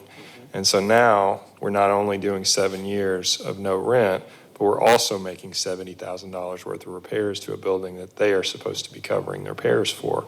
I understand that this was damage that was done in the past, but in my opinion, this is also something that was being factored in to a leaky roof on a building that we were renting to someone at a discounted rate, in my opinion. So I don't know how that squares with us getting the money into our account here, but it does seem like we're doing repairs to a building that we have an understanding that they will be doing repairs. Now, is the money that we were given to replace that roof, can that go towards anything else but that roof only? That's what I was gonna say. We could actually get pinged if we do not use those funds from the Well, league. why didn't we know that, though? Why were we not told about this $70,000 when we were talking about leasing that building? I mean, we should have discussed that then. We should have. Jeff, if I could Yes. speak to that, I don't know if y'all can hear me okay. This was the old senior center building, and I think Lori was focused on getting into the other building. And, you know, we, in the admin office, we don't keep an inventory of everything that everybody has to repair all the time. We depend on departments to do that, and they didn't feel like there was that big of a need at the time in the spring, and they were focused on getting in the new building. But as this church has gone in there trying to make repairs, they feel like the damage is more, there's more damage than what apparently Lori had thought with the senior center for their needs. And they feel like some of the repairs that repairs that the city church is going to make, the leaks in the roof are going to impair them. So this is money that was received in the spring. I believe Anna had the date on maybe 22. It's April of 22. But it has to be spent on that. If we don't, we need to send it back to the Arkansas Municipal League, and this is one of the reasons we pay insurance on the building. So we can send the money back to the Municipal League if that's what the council chooses. Or we can spend it on a repair of the roof. Yeah, to your point, Jeff, and really to a larger point that Aaron's making, I'm not going to speak for Colby and Anna, but I'm sure this is true, but if I had thought of it, I would have sure brought it up when we were talking about the lease. It's kind of a no-brainer. We got the money, we have to spend it on this roof. It's funny that we're discussing it now. I think most of what we talk, if I'm recalling right on the lease, the biggest expense we were talking about was the HVAC. Who's the insurance with? Is it with Municipal League? Yes. Yes.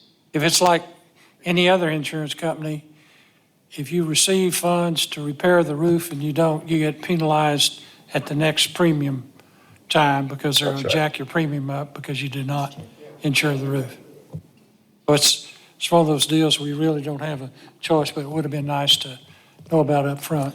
I think though, when you said something, or maybe Colby said something about Lori and saying that the repairs were worse than what somebody said, do we not have like a professional that went through the building and documented what all of those repairs were?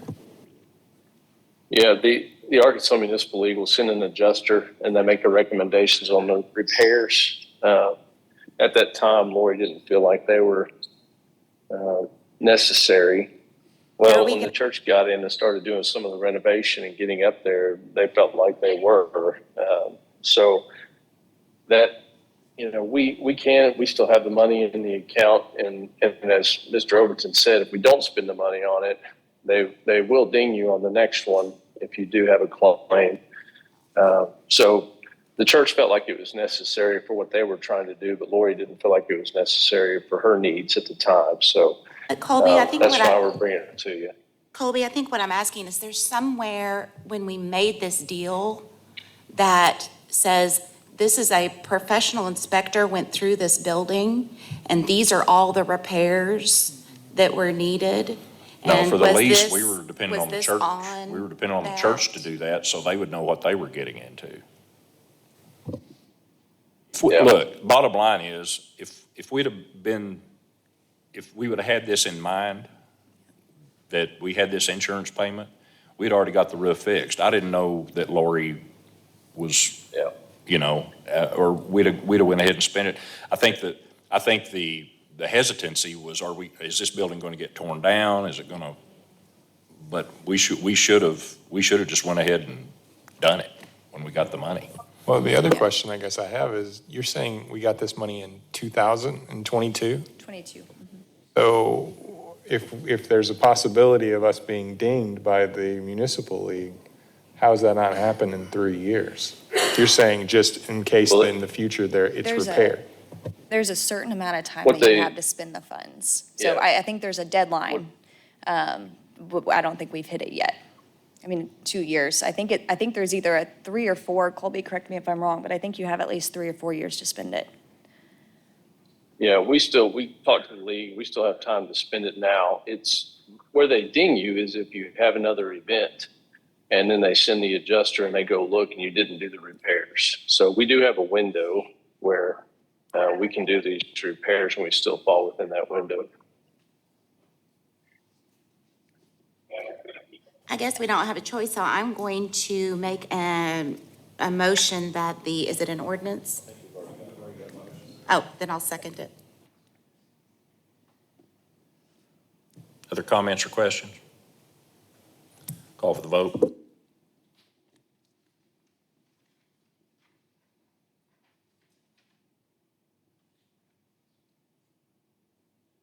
Carries 8-0. Thank you, council. Thank you, Anna. Colby, are you still on?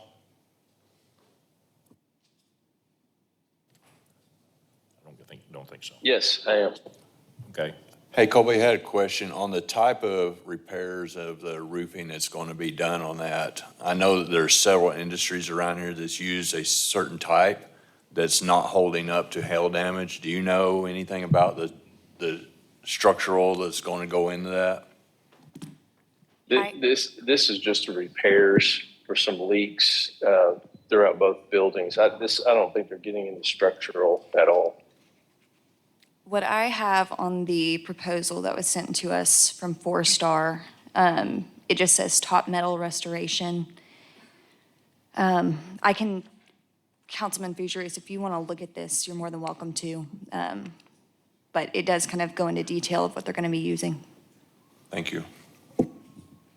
I guess bottom line is if we have another hailstorm and it leaks again, it'll be on the, well, it'll be on the insurance, but ultimately on the church. Yes. Okay. I think we're ready to move on to the ordinance committee. Mike Lawson, Chair. Mike? Thank you, Mayor. We had one item before us last week, and I'll go ahead and read the ordinance. It pertains to rates and changes to emergency services.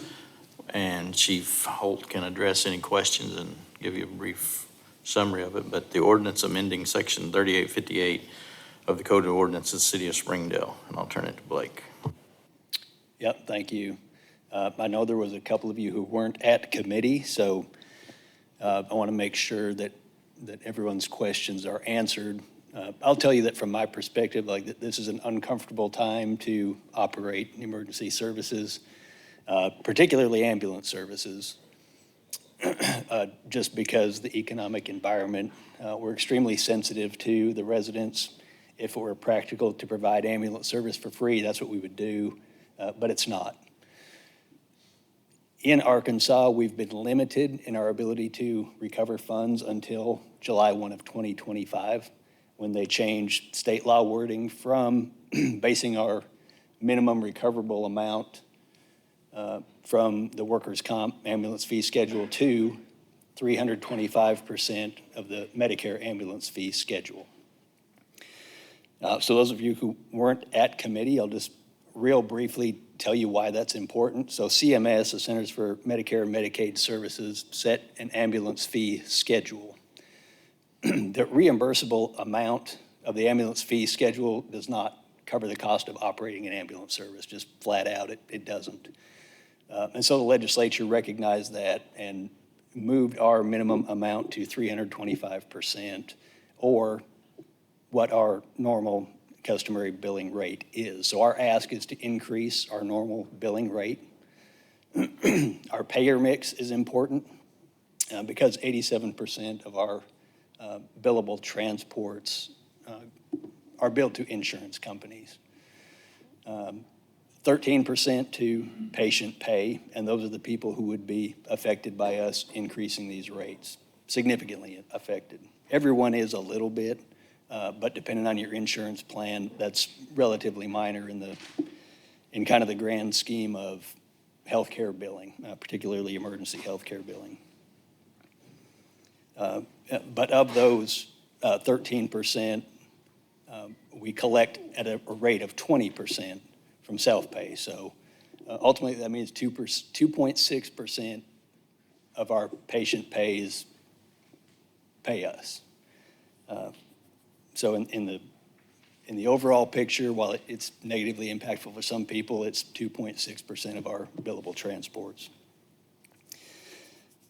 The other thing that's important to me is that our ability to provide, like I said, the service goes beyond the transporting. It's having 24/7 staffing, having quality ambulances that are dependable and reliable, having durable medical equipment that's safe for our providers and for our patients. And those things cost money. The cost increases to that equipment is outpacing our ability to collect revenue. And so essentially we have two choices as a government entity, and that is to increase fees for service or ask to increase taxes, essentially. That's the way that we're funded. So our ask is to increase the billable transports. What we're asking is not 325%, it's 200% of the Medicare ambulance fee schedule. It looks like a significant jump on paper. The reality is we haven't adjusted rates since 2014, so we're 11 years we haven't asked for an increase, but we're kind of at a critical juncture where we need more money to provide the service. So What happens when they don't pay? Who picks up that tab? The majority of it ends up being bad debt. It's essentially written off after a period of time. Process-wise, what happens is we send a bill typically within 72 hours. After 30 days, they'll be notified that they're past due. Then they have 60 days to make a payment or set up a payment plan. After that 90 days, that account is moved to collections and it's out of our hands essentially. The collections agency will work on it in perpetuity, or eventually it just becomes bad debt. How many people do you think are considered frequent flyers with the ambulance system using them as like a taxi service? I don't know how you would define that necessarily. When my husband was my husband, Yeah. who's deceased, Yes. was a fireman, they would have certain patients that maybe lived more on the outskirts or whatever, and then they would go and pick these people up and they would ask to be transferred to the hospital, where they would leave the hospital, go run their errands, whatever, in town, and then find a ride back home. So that's what I'm talking about. And these were frequent flyers, known people within the city who takes advantage of that system. Do you know how many people we're supporting for that? You know what, I don't. We could set some definitions and look some things up, but I would say at any given time, we probably have 12 or 15 throughout. Just wanted to make sure that those people are not the ones who are going to jack these rates up. These rates are going to go up no matter what, even if those frequent flyers Oh, absolutely. are. And ironically, some of those people who we know of, the instance that you mentioned, I think I know exactly who you're talking about. That person maintained a zero balance. They paid their bill every time. I don't know how they pulled it off, but they did. And so I would say, no, I'm not concerned about any, demographic or certain type of person influencing this decision. Because the fact of the matter is that our revenue comes from what insurance companies pay. And every dollar we're below 325% of the Medicare ambulance fee schedule is money insurance companies keep because they don't have to meet that threshold. They pay the lesser of our rate and 325% Medicare ambulance fee schedule. If where do the funds, do they go into the general fund? Our money goes to the general fund with the exception of 10% that's moved into an ambulance and equipment replacement fund. That's how we fund major equipment purchases, including vehicles, and that account is what can't keep up. Oh, so this increase would affect that 10% as well? It would. Move ordinance pass. Second. Got a motion and a second to approve the ordinance. Other comments or questions? Anyone from the public need to speak to this? Okay, call for the vote.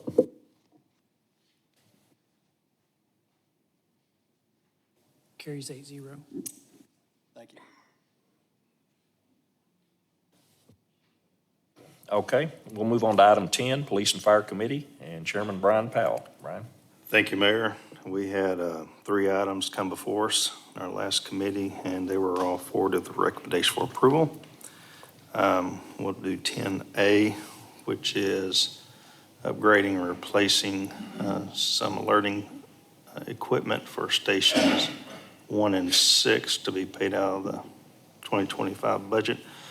I'll read the title of the resolution. The resolution authorizing the purchase of a new locution fire station alerting system for the Springdale Fire Stations 1 and 6, and to waive competitive bidding. And the chief is here if you have any questions.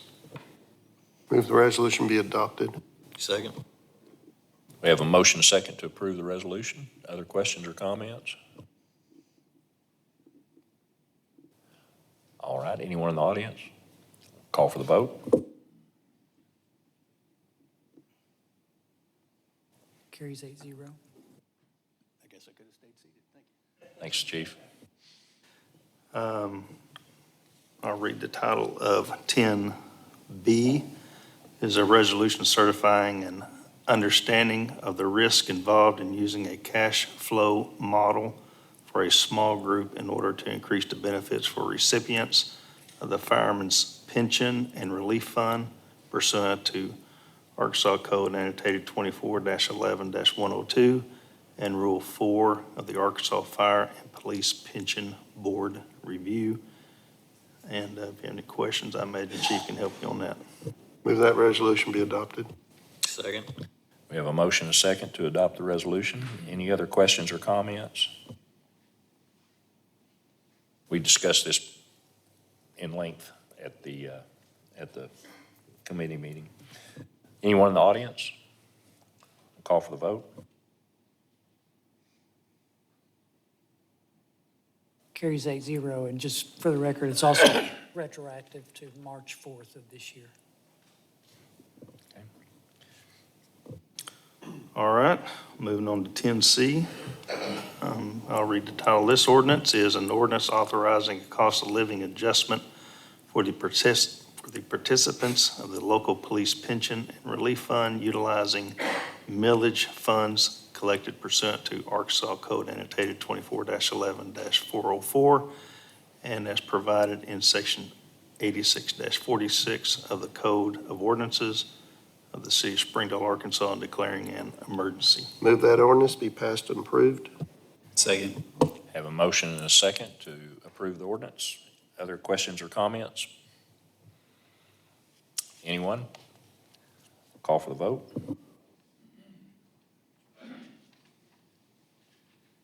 Carries 8-0. Move emergency clause be adopted. Second. We have a motion and a second on the emergency clause. Call for the vote on the emergency clause. Carries 8-0. All right, item 11, Committee of the Whole. Randall, did you take that? I believe so. Okay. Committee of the Whole, we have a resolution recognizing Springdale Public Facilities Board's successful development of land along Kendrick Avenue, resulting in the attraction of business industries and job growth, and approving the Springdale Public Facilities Board retaining and repurposing funds previously spent by the City of Springdale to improve Kendrick Avenue. Presented by Jim Crouch. Mr. Mayor, Council, I'm Jim Crouch. I'm the Chair of the Springdale Public Facilities Board. We discussed this and I presented this at the committee meeting. Most of you were there. I won't rehash what I've told you unless you have questions, which I'm glad to try to answer. And we do appreciate your consideration of this. I would add this. I don't think I mentioned this at the last meeting, at the committee meeting. The Public Facilities Board did donate land for a fire station on the east side of town. I had one question. Jim, you mentioned that you recognized the fact that Public Facilities Board owed the $2 million back, but I didn't hear you say why they didn't pay it. Well, there was nothing that I recall that said when we would pay it. But I don't really have a great answer for that, except that it was kind of my impression that we didn't pay it until the road was built. And this is Kendrick Avenue, of course, and improved.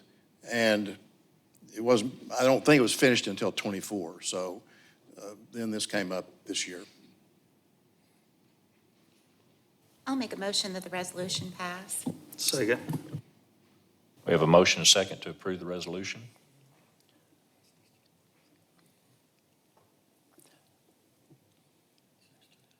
I'll just say one thing, and that's that, and I'm for this, but I think in the future, I think it would have been a lot cleaner.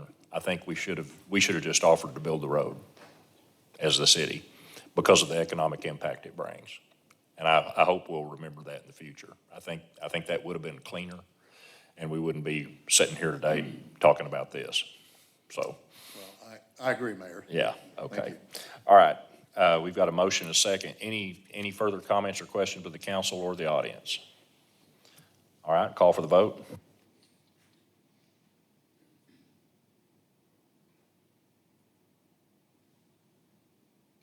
Carry 6-2. All right, thank you. Thank you. Thank you, Jim. Item 12, I'm going to turn this over to our city attorney. Thank you. This is a resolution setting a hearing date on a petition to abandon 2 utility easements over and across property located in the city of Springdale, Washington County, Arkansas. This is on property located at, 1210 South Thompson, and would set the public hearing for November 25th, and the city clerk would publish notice of the public hearing as required by the statute. Move the resolution be adopted. Second. Okay, we have a motion, a second to approve. Anyone in the audience? I doubt if anyone needs to speak to this. Call for the vote.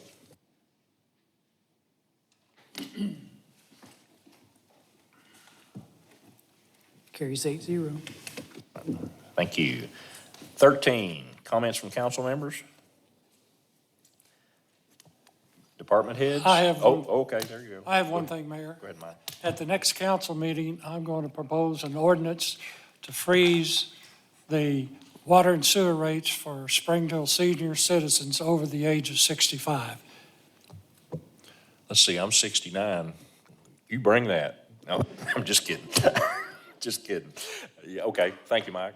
We'll get with our office and Ernest to make sure we get that on there.